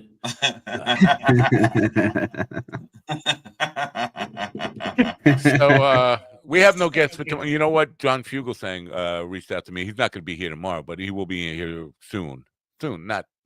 I don't. He does have a book to promote. He does need to reach a different audience, and we do have like a lot of authors. I don't think that's the reason he wanted. I begged him. Like, first of all, I've been a fan of his for a long time.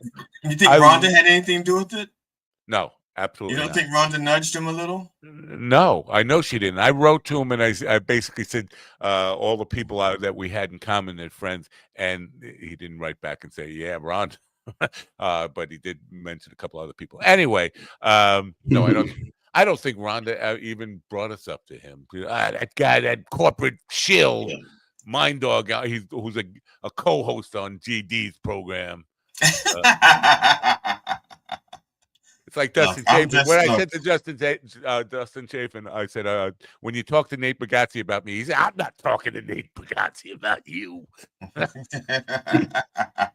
Well, that's the whole point of me getting you upset with me. It was so that you could bring it back to Nate, so you can at least hear my name a few more times and say, yeah, I'd like to be on that stupid show and waste an hour. My wife asked me about yesterday's show and how Mick did, and and I told Mick. Yeah, Mick, myopic Mick. Sorry. Myopic Mick. Yeah, so you know which Mick we're talking about. Not Mick. And how did he do in your view? Did he do well? Let's put it this way. He and Derpy Dan went through an hour and 10 minutes of material in the 2-hour show, as opposed to 2 hours, as opposed to going 2 hours. Let me just tell you, I had 2 shows at the VA yesterday. In between shows, I just checked my phone to see what was going on, and I saw it seemed like Carl from Who Are These Podcasts would have a lot to, because he loves bitching about the technical difficulties. It seemed like, what button do I push here? I don't know. Because the weirdest thing is, I tested it in the morning to make sure I was doing it right. The problem is, because it wasn't live, wasn't going out, I didn't know that what I was doing wasn't going to work and be seen live. And so I repeated the steps that I did before the show, and it's like, fuck, why isn't it working now? It's because it never worked. No, until we tried to do it live, and I had somebody on the other end to tell me, Yeah. So it was interesting to just catch that part on the phone, like, what the hell's going on? Yeah, in the beginning. So once Derpy Dan and Derpy. Myopic Mike got it. Myopic Mick got it together. It ran smoothly after that, but it was a rough first 5 minutes or so trying to get the technology together. It was more like the first 9 minutes, but okay, all right, okay, Rain Man. I'll be honest with you. I fed that to Opus Clip and it puked. And it's funny. I thought to myself, Russell's, he didn't last. And my wife says, "Are people going to get what you're doing?" And I said, "I don't know." I said, "I honestly don't know." And she goes, "Do you think you're going to stick around?" I said, "Honestly, don't know." No. I said, I said it's going to be.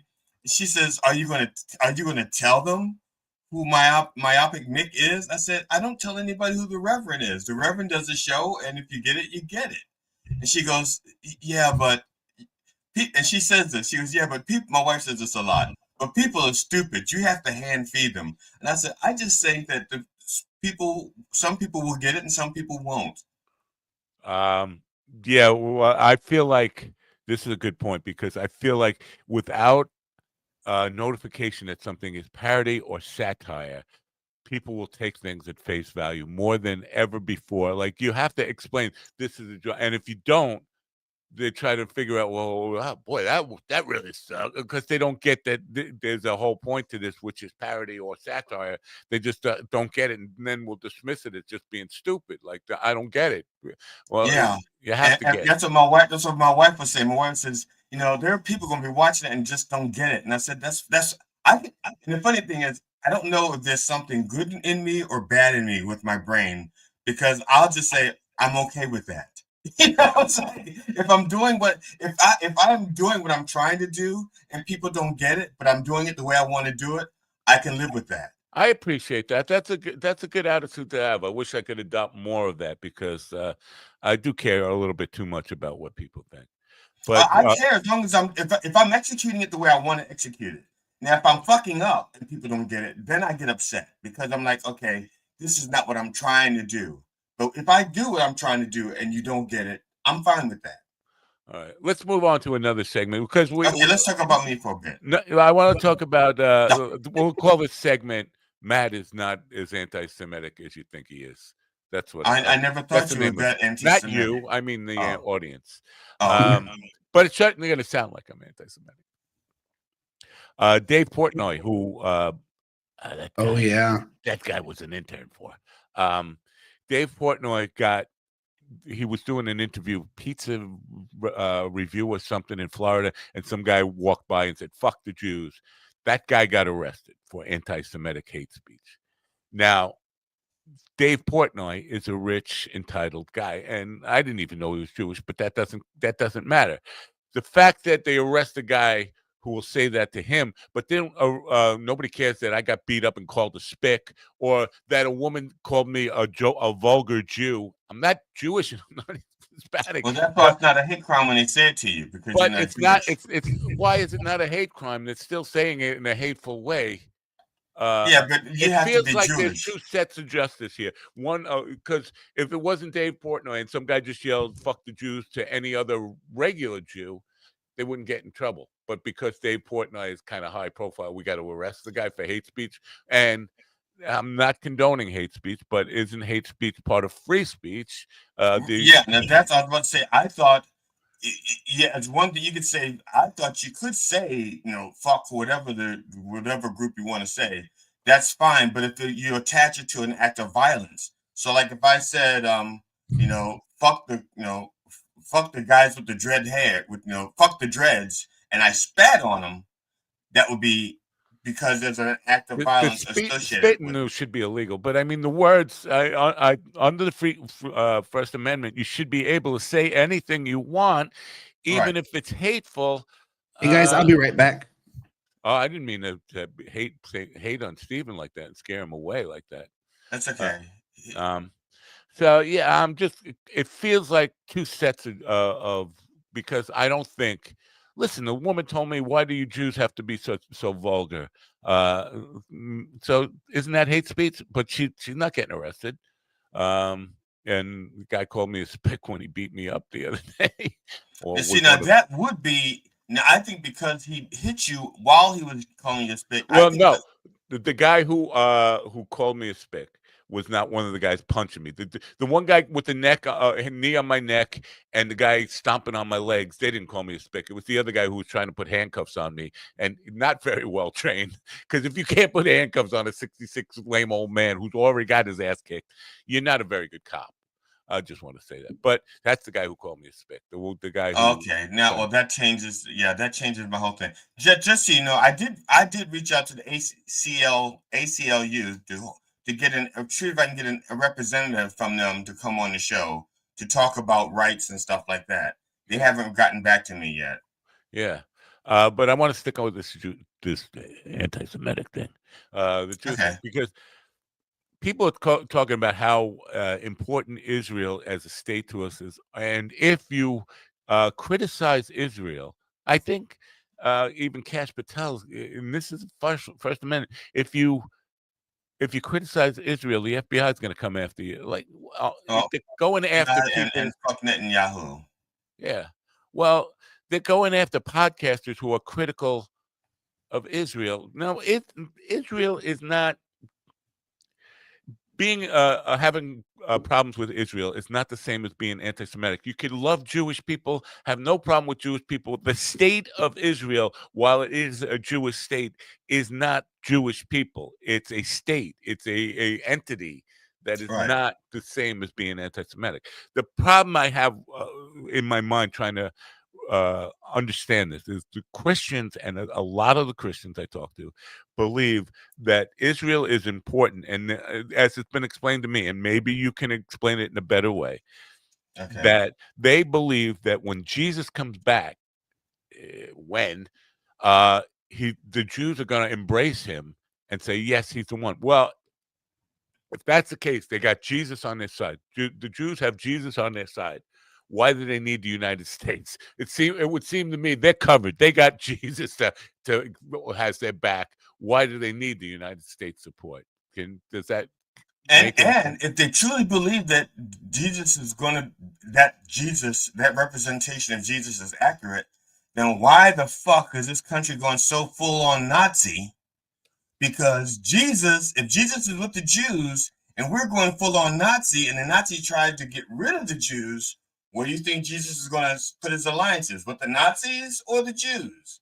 I'm just trying to use logic here, not.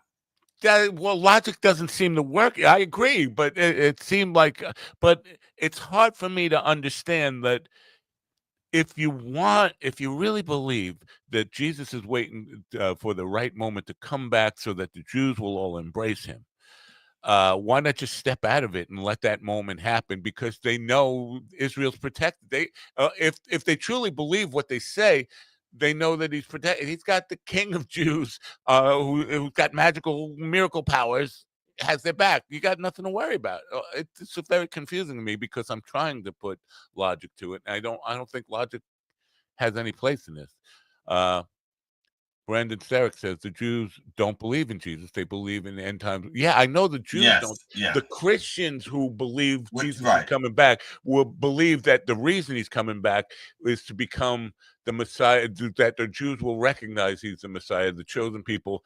It doesn't seem like he cares much about the actual Christians. He cares more about converting the Jews who don't believe in him. But yeah, we know that Jews don't believe in Jesus, or there are Jews for Jesus. Right, Brandon. We got that. We're talking about something slightly askew, slightly different. But also the fact that that the Messiah they wanted in Jesus's time was a guy who would stand up to Rome, and he said, "I'm not that guy. I'm not here to fight wars against Rome. I'm here to fight for your soul." So it wasn't the idea of Israel is this lone state that needs protection in the middle of a hostile area. He didn't care about human wars and those kind of he wasn't looking to save the Jews from Rome. He was looking to save their souls from evil, right? So none of it makes sense. The Jews aren't white old men. They're black. Well, they could be anything, right? Sammy Davis was a Jew. He was one-eyed black guy. Through the centuries, we ask questions. Maybe that's why we have or had philosophers. That's Sunshine, by the way. Yeah. All of this is very confusing to me. Like, because why does the United States feel like they have to get involved in everything? Still, I mean, this is not something new. Okay, the United States is going to get involved in places where they think there's money involved.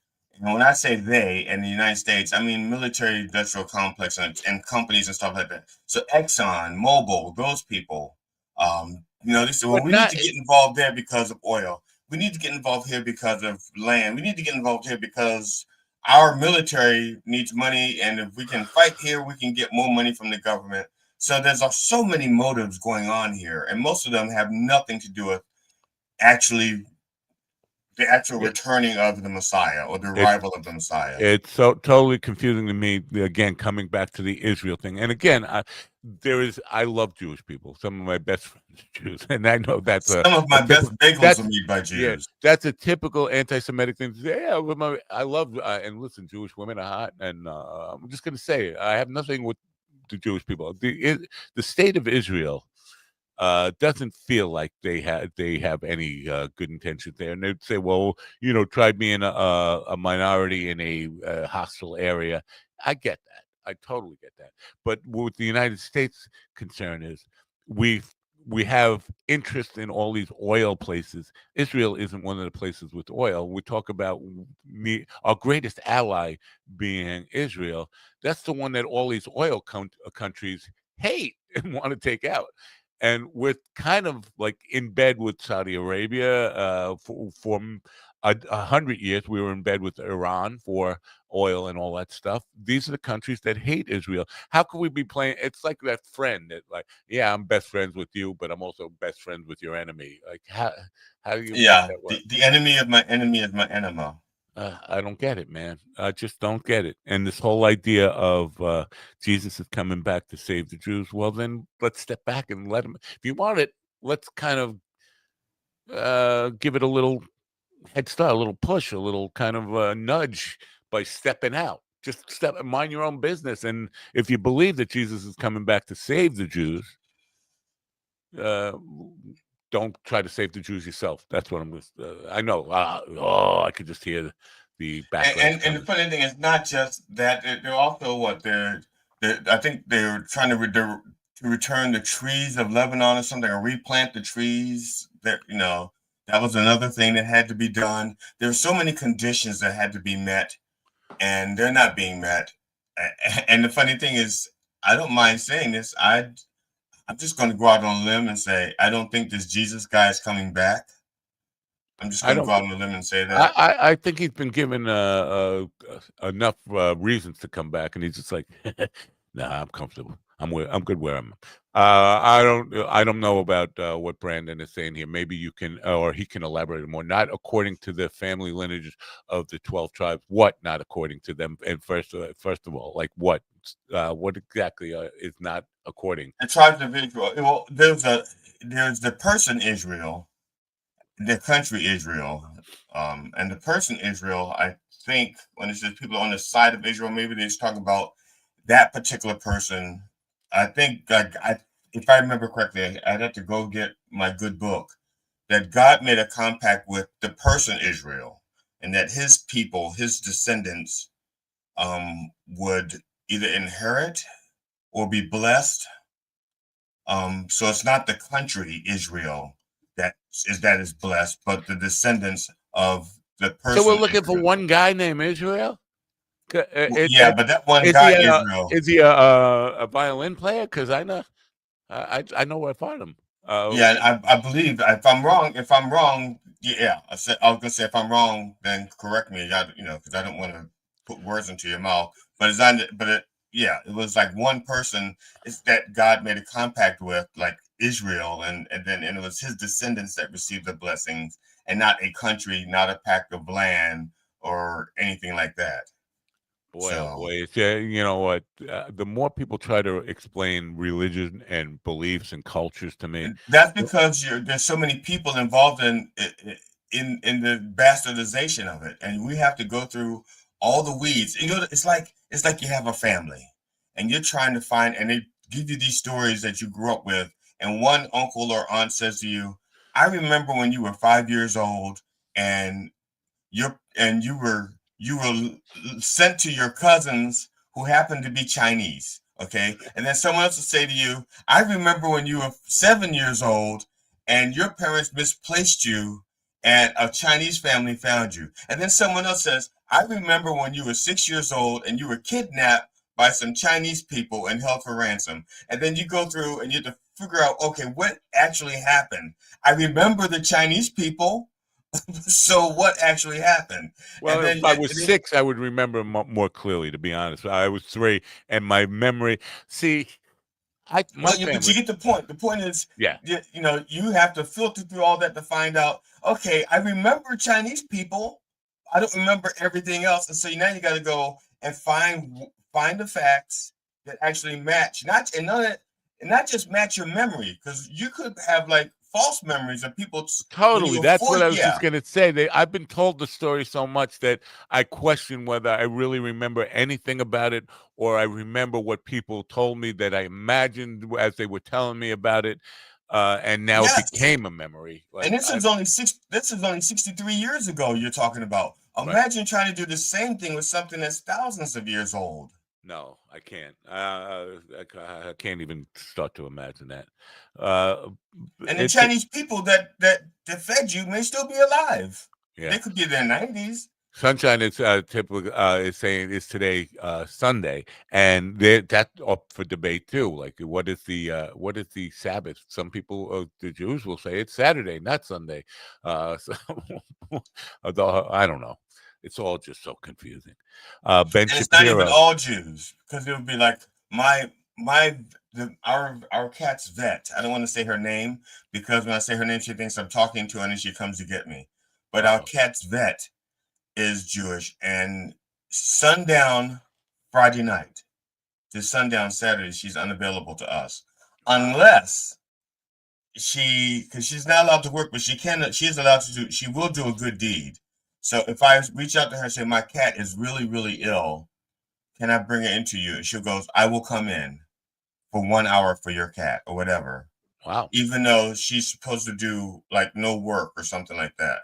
Wow. But if it's for a good cause, then it's the Sabbath is set aside. So if she's just worried about a good cause, why don't she just buy the latest trinket from the shut down Advent calendar? Because that's because the Advent calendar doesn't say it's for a good cause. It just says it's for a cause. A cause, yes, it could be a bad cause. Yeah. Our legal team is very, very specific about the verbiage that we use at all times. Ben Shapiro was asked, what does America need to save America? And he said, go to church. He's a leading pro-Israel, a very Jewish fella, and he says, I say this as a Jew. Go to church. So the person asking him didn't say, well, talk about do as I say, not as I do. You're right it's just plain as day. Go to church. You want people to become, and somehow he's pro-American pro-Christian nationalism, but also Israel. It's all about Israel and the Jews. Like, what? That doesn't seem.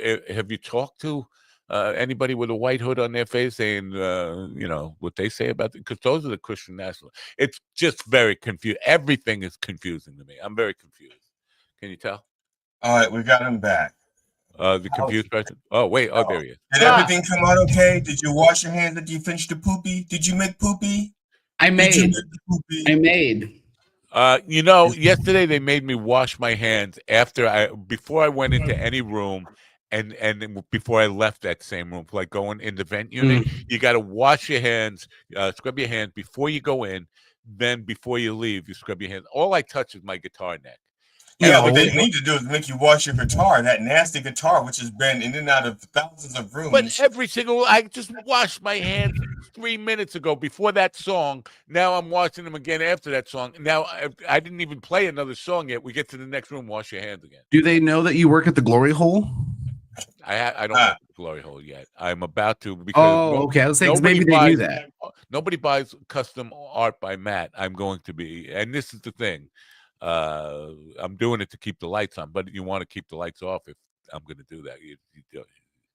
So, custom art by Matt. That's the idea. The show is brought to you by custom art by Matt. Go to paintwithmatt.com. minddogtv.com/pwm. But if you want, just write to me at PWM Paint with Matt. info@minddogtv.com, and we'll talk about your custom painting. All right, listen, you want to impress somebody with a thoughtful gift. Nothing says like I hired an artist to do this for you. So how much would it cost you if I sent you a nude picture of myself so you can paint it and so I can give it to my wife?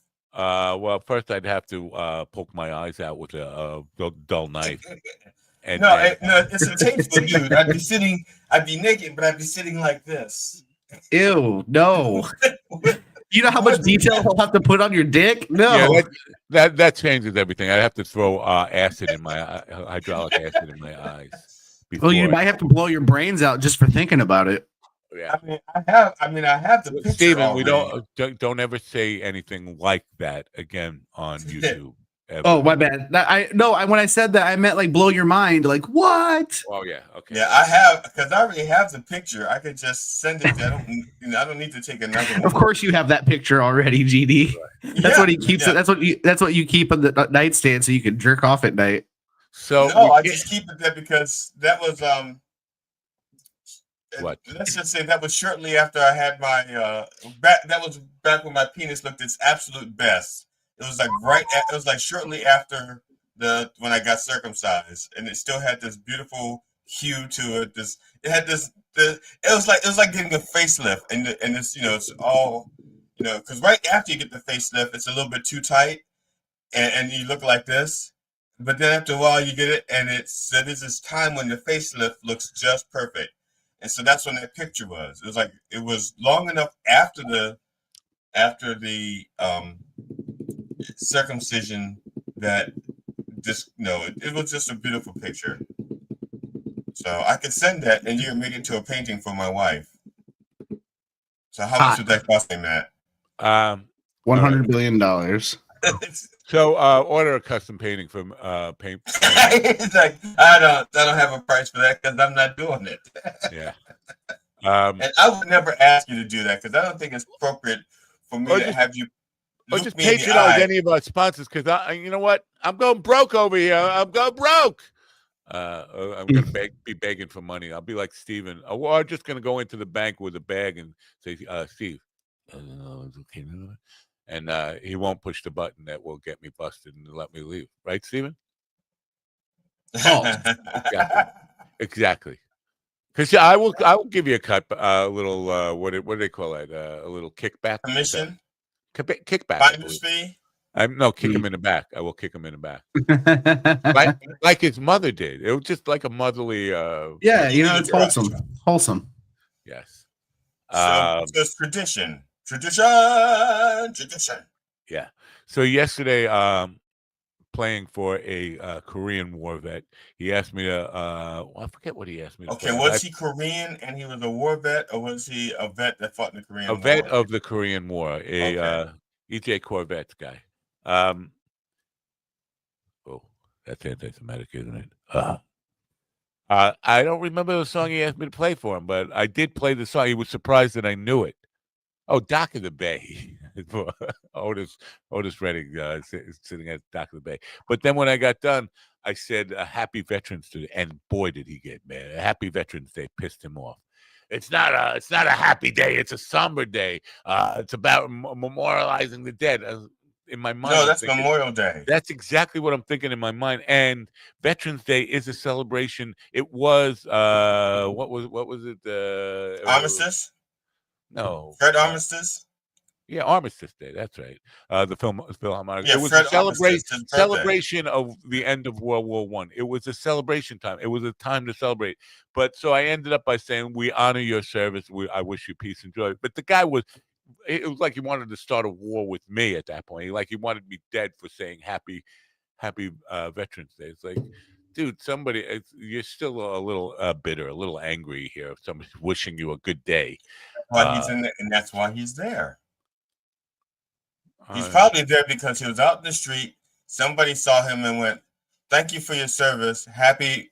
You want to say Happy Veterans Day? I'm going to kick your ass 3 weeks from Sunday." Now, where does that expression come from? I'm going to do such and such so many ways from Sunday. I'm going to beat your ass 6 ways from Sunday. 6 ways from Sunday. Yeah, I don't know where that came from. Let's throw that in the goog. Yeah, that's what I'm about to do. Was it 6 ways from Sunday? Yeah. I don't know. I don't know about any of these things. I'm all confused now, even more confused than I was when we started. I wanted to, and I didn't dare go there, but DePaul, how do I say this and not sound like the racist fuck that I am? DePaul did not look like a Native American. He looked like Elizabeth Warren a little bit.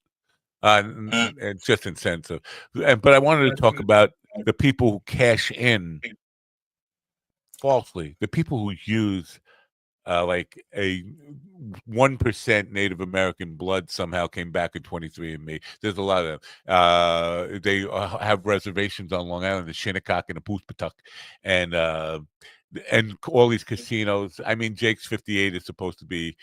Jake's 58 Casino is owned by a Native American who looks like me. Like there's all these people who just use it and lie about how much, and I think that's a dishonor of the heritage. I mean, and just using it for capitalism. And I wanted to talk to him about that, but I was a little like, he's going to think I'm accusing him of that, right? Because that's why I didn't. He said I was holding back. No, I was just not trying to make a bunch of dumb jokes. Because he seemed like a nice guy and he seemed like he was coming from a good place. Yeah, when he talked about being a raised Catholic, I was like, well, that explains it all. Well, and then of course he had to throw out, well, I don't do public readings. None of them do fucking public shit. It's I don't do public readings at all, but I'm just going to say, I'm seeing Steven like butt fucking kids in no, you're not seeing that anywhere. I am in the middle school, Lutheran middle school. Oh God, no. Yes. Oh no. Oh, well, we were living bad memories. I was getting a little too close to home, and you wanted me to stop. I get it. So now, wait. I'm seeing Steven with a bag of it looks like $50 bills or $20 bills, and he's running out of a bank. That's what I'm seeing. Anyway, No. I don't do public readings, but in your case, I'll make an exception. Also, what is it? He's at a Dave Landau show with a pen and paper, writing down Dave Landau jokes. I'm just Who I is don't Dave do public, Landau? I don't do public readings. I'm just saying I'm seeing these things around you, which obviously you did bad stuff. Okay, the 6 days, the 6 ways from Sunday thing. I knew it was going to be complicated and convoluted, but some people want to. It's like talking to myself. I just had a question. Where did it come from? And we got like 9 pages of this guy's life fucking story before. I'm like, I'm sorry, I'm not digging through all this shit. You lost me. Just tell me where the fuck it comes from. Where does it come from? I don't know where it comes from. Yeah, it did go down to like a last. It's like there's an article, a newspaper article or something in the 1800s, and and the guy in the newspaper article, it's just the guy wore a hat 9 ways from Sunday. So, and there's been like 39 different numbers that they've used, over the years, and right now the number is 6. It's like I just breaking news. We have some breaking news here. Would you like to break some news? Sure. It says Democrats release new Epstein emails referring to Trump. Again, I don't think anybody in the Trump universe is going to care. You could find out that he like gang raped a nursery school or something, and they'll just say, "Oh yeah, well, at least he's getting rid of the spicks and niggers and beating up old people." That's what they'll say, and that's what I voted for. That's exactly what I voted for, beating up everybody. So I don't think they'll care. But the question I have for MAGA, Ghislaine Maxwell has gotten all this like special treatment, and even a puppy. She's got a puppy in prison. Why would you do that to a person who's been convicted of being a child rapist and a child sex trafficker? What would be a good reason to do that? Oh, a good reason. Oh, none that I can think of. Oh, okay. What can you think of, Stephen? You can think of something? No, none at all. I mean, I have one. How long has she been in prison? About a year, less than a year, right? Okay, I'm thinking that it's a reward for her not molesting women for the past year. In other words, it's good behavior. She hasn't molested anyone for a year, so this is her reward. That could be it. Behavior. She has people waiting on her hand and foot. That's it's just a reward for good behavior because she hasn't molested anybody in a year. A puppy. So a puppy means you got to take it out for a walk, right? I mean, you're not going to. Right. She goes for a walk daily, and she gets to use a computer. Yeah, she gets to use a computer. They bring a computer into her, a laptop or something. Yeah, it's wild, right? And none of that feels like the least little bit. Again, I know they won't care, but it doesn't seem a little suspicious to the people who are like heavily involved. If the Democrats ever get control of the House, I'm hoping that they do. They're gonna drag her ass before hearing to find out what's going on. Hope so. And put her under oath and all these other people under oath. What the fuck's going on? That's a big if. That's what I'm saying. And if for no other reason, I mean, I have like 17 reasons why I would like the Democrats to gain control of the Congress, the Senate and the House, and even the White House. But that's like too far away. Right now, the next thing up is the House. And I would love, I have 17 reasons why I would love for the Democrats to get control of it. And one of them involves getting people under oath. Yeah. Russ White is saying she was a victim. No? Aren't we all? Wait, Ghislaine Maxwell was a victim? Well, some people maintain that she was a victim of Jeffrey Epstein. Fuck yourself. A father? Maybe. Yeah. Maybe of her father, but She was living the life of luxury. She was going out and recruiting girls and picking up girls and feeding girls to this sicko. If she had any conscience at any time when she wasn't with Jeffrey Epstein, she would have ran. She would have went to authority. She would have done something if she had any conscience or any bad feeling about what she was doing. This bitch is a nasty, disgusting person and should be sitting in a dark, empty room by herself until she's dead. Hold on. Russ, I got the feeling that Russ was just saying that that's what MAGA would say, and then he clarified that's what they are going to say, not like he was claiming that she was a victim. No, regardless of who says it, I'm just letting you know that go fuck yourself. Go fuck yourself at a price too. I will traffic you to you. Is what you're saying. So yeah, I mean. It's just I would love to hear. So even if they say she was a victim, still she has. That's not a reason to give her a puppy, is it? I mean, get all this preferential treatment. She's a convicted, in a court of by a jury of her peers, convicted of the worst crimes for one of the worst people who ever lived, and now she's given special treatment. And why? Why? What would be your incentive for giving somebody like that special treatment, other than she's going to rat you out if you don't? I can't think of any other reason they would do that. So, but I would love to hear the argument for that. So there's that. Yesterday, Trump gave a speech where he said he has a 92% approval rating. He means at home. It's just because he knows that. How do I put this? He knows that the Democrats are not that small of a minority, and he knows all the fucking Democrats hate him, right? So there's no way. He's saying that not only all the Republican Party approves of the job he's doing, but a huge portion. If you got a 92% approval rating, that includes a lot of Democrats too. Now he could have been talking about it at a petting zoo, where there are no Democrats, no Republicans, just goats, and he's feeding the goats. And the goats are like, we like you, because they don't know what he does when he's not at the petting zoo. Right. But the question that it's like, and apparently people are not paying attention, because when he says prices are down everywhere on everything, gas is around $2 a gallon, whatever he's fucking saying, either you're totally deaf, dumb, and blind, like we got a lot of Helen Kellers out there, or we just want to believe what he's saying is true. He was being interviewed by, I can't remember her name now. Roberts, Roberts, on one of the other channels. Yeah. And he looked her square in the eye and goes, there is no inflation. There's no inflation. and gas is going to be down gas is like $2 a gallon, or it's going to be $2 a gallon soon. Prices are down. And so she said, why? Gas would be down around $2 a gallon for a year now. He's been before he was sworn in. He would start. But he's not saying 2 weeks. He's saying soon. Yeah, it's different. Usually it says 2 weeks.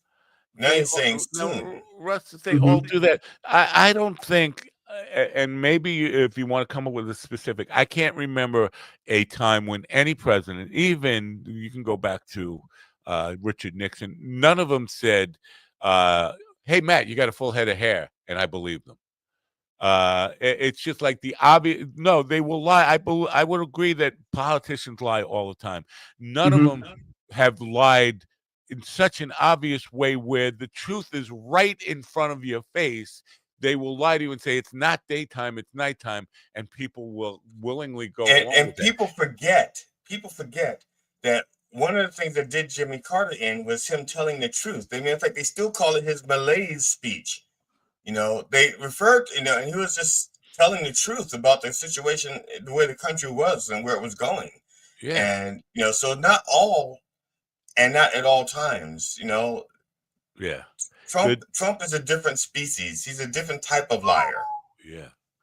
It definitely, we live in an Orwellian times by far, where people don't believe your lying ears and eyes, just believe what the Fuhrer wants to say. And both sides of them falls apart on this big time. There has never been an instant where people said, like, we're in the middle of a depression, and when the housing crisis hit in 2008, even George Bush, who maybe didn't want to take the blame for it, he didn't lie to people and say, the housing, it's not real. There's no housing crisis. What are you talking about? Trump is saying, prices are down, when people have evidence right in front of their face every time they leave the grocery store that prices are not down. We have never seen this kind of just smoke screening. And yes, I'm going to believe what the Fuhrer tells me, even though my reality tells me something different. Yeah, I totally disagree with this, Russ. Nothing new against the generation. I just gave you a very solid, a very solid instance of where we've had a crisis. Nobody denied the crisis was happening. Trump is saying, I don't want to hear about affordability. Affordability isn't an issue. Everybody can afford everything. Rent is easy. Prices are going down. Gas is going down. Groceries are going down. It's not. It's just simply not. We've never had that before. The idea that happened in other generations. Did FDR say there is no Great Depression? You're not eating the right things. Eat air. We've never had this before. Jesus isn't coming back to save the Jew. I think Brandon may be on pause. I think he pauses. I think he paused and walked and came back.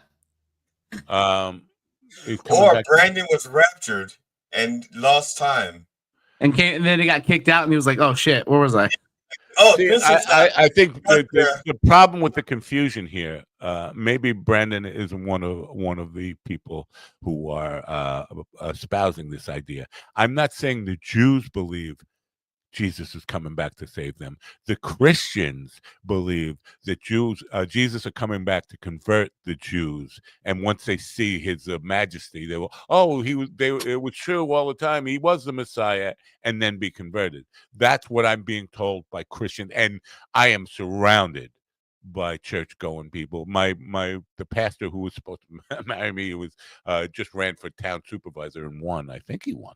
But I have Christians in my ear all day long, and they all tell the same story. That sounds like a medical condition. Are your teeth green?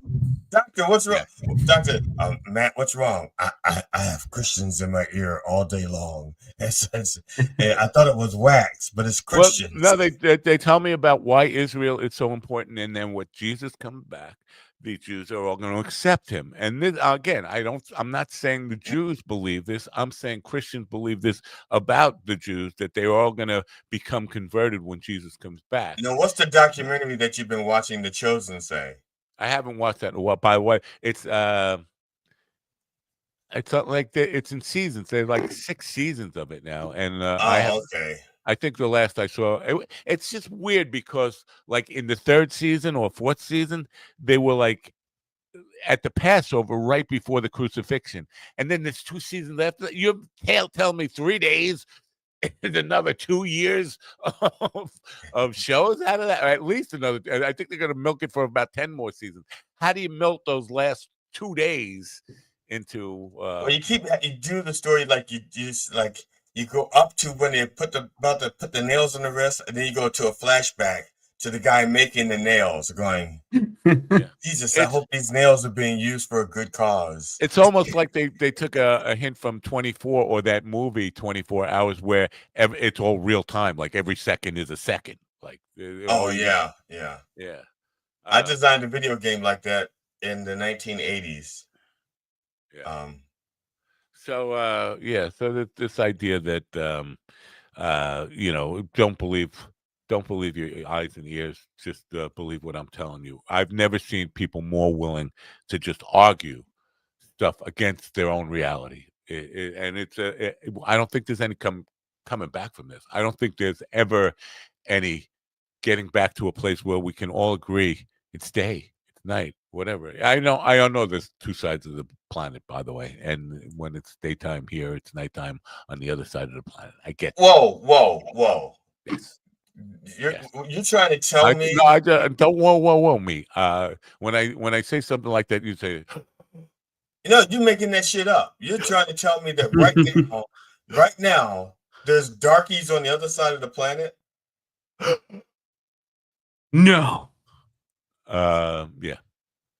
No, that son of a fucking bitch. God. How come I've never seen it? How Right. come I've never seen it? Yeah, because you don't get out of your chair. Me neither. Well, I think you that do. gets how explain why. I think we have videotape of you running out of a bank with a bag full of what was it, 50s or 20s, whatever. I have a picture of Steven outside of an unmarked white van with bags of candy. Free candy. Yeah. Say, excuse me, kiddies, can you help me in my van? Yeah, just push me up the ramp, push me all the way in. What's going on? Did you hear that? I think I heard Ivy Supersonic saying, yeah, get that weird thing with Slaptail. He's like we had Ivy on. We got some supernatural. So Steven has a hat that says Matt will fuck you. What? Matt will fuck. Oh, okay. Matt will fuck. Actually, MWF. Yeah, Micro Wrestling Federation. Micro Wrestling. Is that for small penis people? No, it's just little midget, people. Yeah. Midget wrestling. So they had the MWF and they said we can't be called midgets anymore. So what are you going to do instead of midgets? Well, it's because some they're differing heights. So some would be midgets, some would be dwarfs. So they just went with micro just to umbrella. Just a micro names what people are saying about it. Yeah. So Snow White and the 7 little guys. Snow White and the 7 micro people. Micro people. I'm pretty sure that sounds more offensive to me, honestly. Yeah, I was gonna say I would prefer dwarf over or even midget. How about Snow White and the 7 cucks? I also feel like if they used midget, some of their other merch wouldn't have. I think it would have sold better. Actually, like they have shirts that say "I support micro violence." I would rather have a shirt that says "I support midget violence." Yeah, and they have that song. Is it that hoe? That hoe. Off the fuck a hoe. Anyways. That hoe, that hoe, that hoe, that hoe.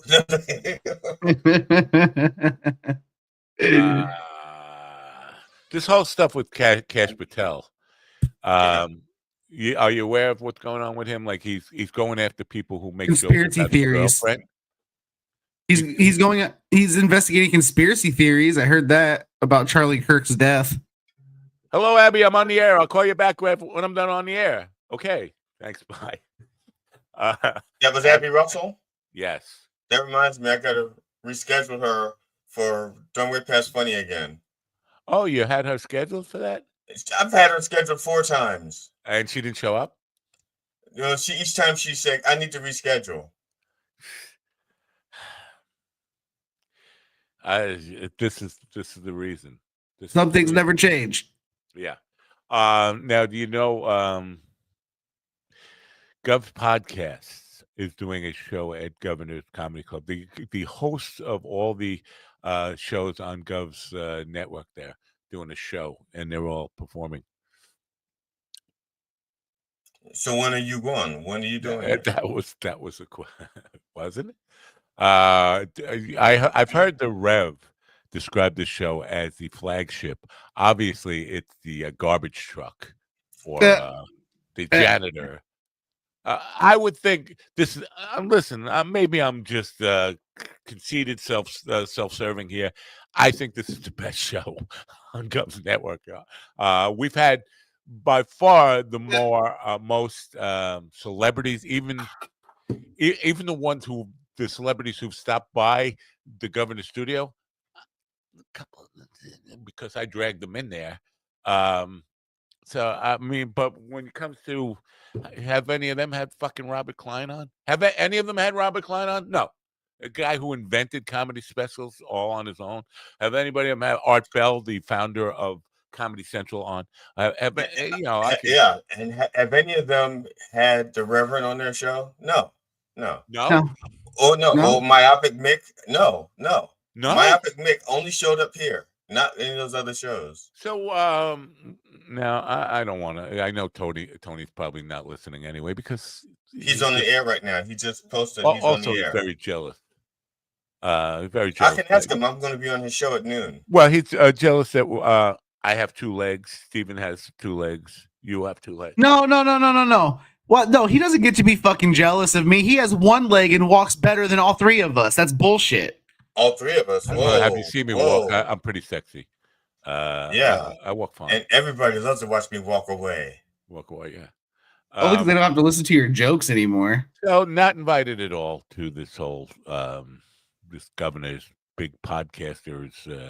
Well, maybe it's because they know I'm a digital broadcaster, not a podcaster. It could be because you didn't show up for your own show, and so they didn't think you'd show up for theirs. What do you mean I didn't show up for my own show? I mean, you didn't get on stage. You just, you were there, but not there. Oh! I thought you. That wasn't my show. None of that was my idea. This was. Doesn't matter. You were still. It was because of you, though. Why? Because of me? Because you brought us together. I didn't say go fucking play the giggle room at fucking. No, but you still brought us together. Listen, if it were my thing, I would say go to McGuire's. First of all, it's closer to my house. But it's a smaller club. It's easier and more intimate. And I would have said go to McGuire's, which is part of Governor's, but it's a better place for people who aren't going to be a big draw. I do like it when you play your own music. Thank you, Sunshine. Thank you. Oh, she's talking about you or me? No, I'm just teasing. She's talking about you. They don't let me play my own music when I do a lot of the show because every once in a while, can I do some original music here? Yeah. Like you haven't heard it. You don't know it sucks. Anyway. Yesterday, I played some music for people. Again, in the vent ward, they seem like they're already in a coma. And the nurses, or the rec directors tell me what they want me to play. It's like, how do you fucking know what they want me to play? How do you communicate with these people? Is it telepathic? Is it how were you figuring out that? Oh, she wants you to play. Oh, you start strumming something and you watch their feet, see what their feet do. I don't know. Like what? Well, I had several people when I said, "Is there anything you prefer?" Oh, you play anything? I'll try. Can you tell me what it is? And maybe, but can you play Justin Bieber? Can you play Holla Back Girl? Can you play Black Eyed Peas? Black Eyed Peas, yes. I got a feeling. Yeah, but it sounds like water hitting Black Eyed Peas. He says I got a feeling, but it's just diarrhea. Yeah. Black Eyed Peas is just water hitting water. It's like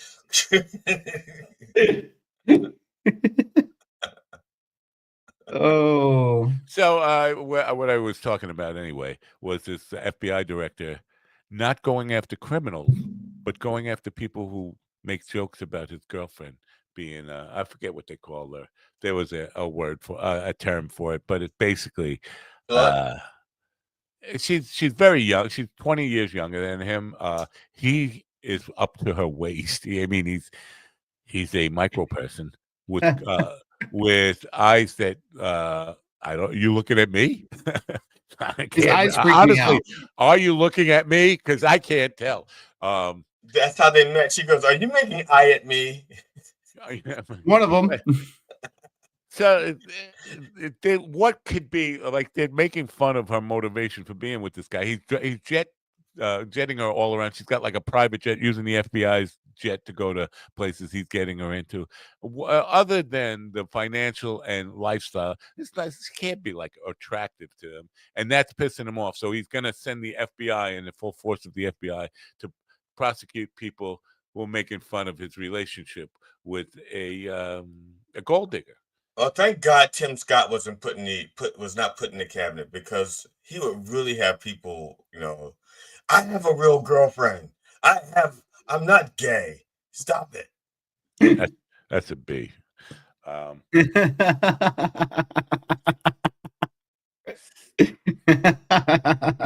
So, people are saying now, people are saying that sounds like a fucking big men are coming up to me with tears in their eyes and saying, "Sir, we love your podcast." And I keep saying, I don't have a podcast. It's a digital broadcast. But sir, we love it. Sir, we love your coffee and your dog. Yeah. So people are saying that Laura Ingraham, who interviewed Trump, was the most hard-hitting.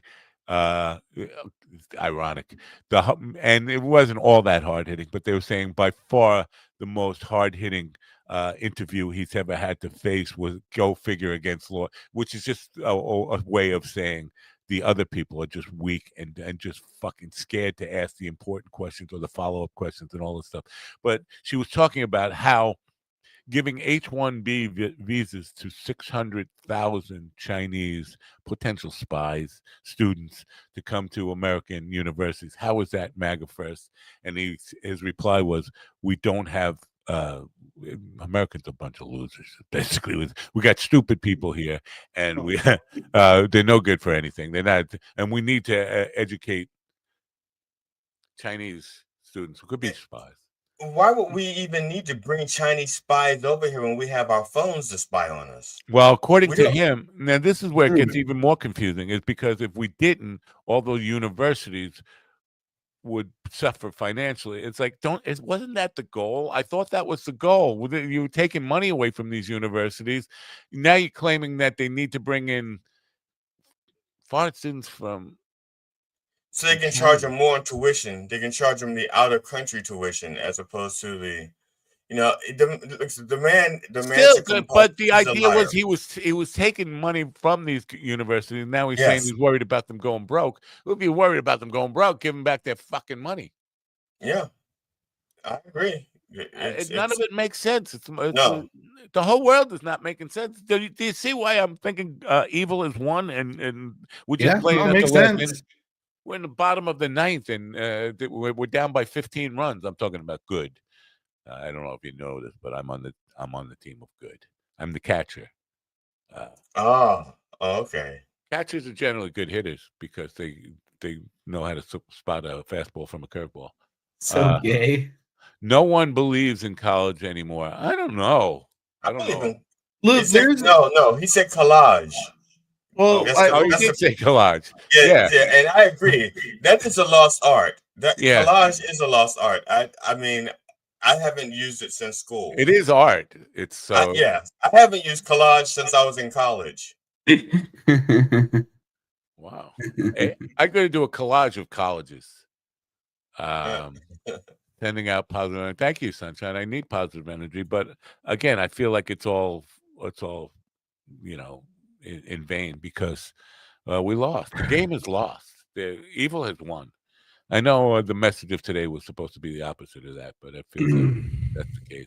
Anyway, Steven, you're off today, or you called in sick? What happened? No, I have some vacation days to use, so I took one. I had yesterday off. And you just started there a week ago. You've only been there, it's like 3 days. So we get 3 weeks a year, or the first year, but because I started halfway through the year, after my 90 days, it was 3/4 of the way through the year, so I only got like 4 days of vacation time. And you have to use it before December 31st? I have to use them. If I don't use them, then they roll over, but they have to be used in the first quarter of next year.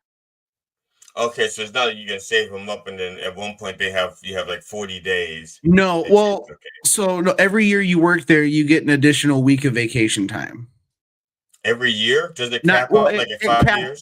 It caps out to like a month. I think it caps out to a full month off or something like that. Okay. Here's my problem with America right now. We have Stephen, the pedophile, bank robbing, joke thief. Not a pedophile. You can call me the other things. It's fine, but geez. All right. So the truth hurts. But so he's gainfully employed, and so many people who are not criminal, low-life elements like him are struggling to find gainful employment. And I think this is the travesty of America. We need to fire the Stephen Ortiz's, put him back where he belongs in whatever that is, homeless camps or something, whatever. Those homeless beds, put them on the street in a homeless bed. You've seen these homeless beds they got. That's what we need, and give the job to a good white guy. That's what I'm saying. You're stealing a white person's job. I am a good white guy. What are you talking about? Oh, you're one of the good ones. So I'm that- one of the good ones. so that Ortiz is just like fake. So you're faking being I'm a colonizer, man. I took the last name and then I got rid of the person I took it from. Then you gave her smallpox. I'm sorry, smallcocks, and Yeah. infected her with smallcocks. All right, we'll end the program with Steven is also an anti-Semite. That's I just wanted to. Whoa! I love the Jews. Bagels are great. Trucks. As I long love as big trucks. They bring out food. All right. All right. Well, that's the show for you, folks. Thanks for tuning in. D. Paul was an interesting guest. He'll be back at some point in the future, so you can abuse him. Until then, tomorrow we don't have a guest scheduled, but I'm going to be working on that today. So don't forget to turn on your radio.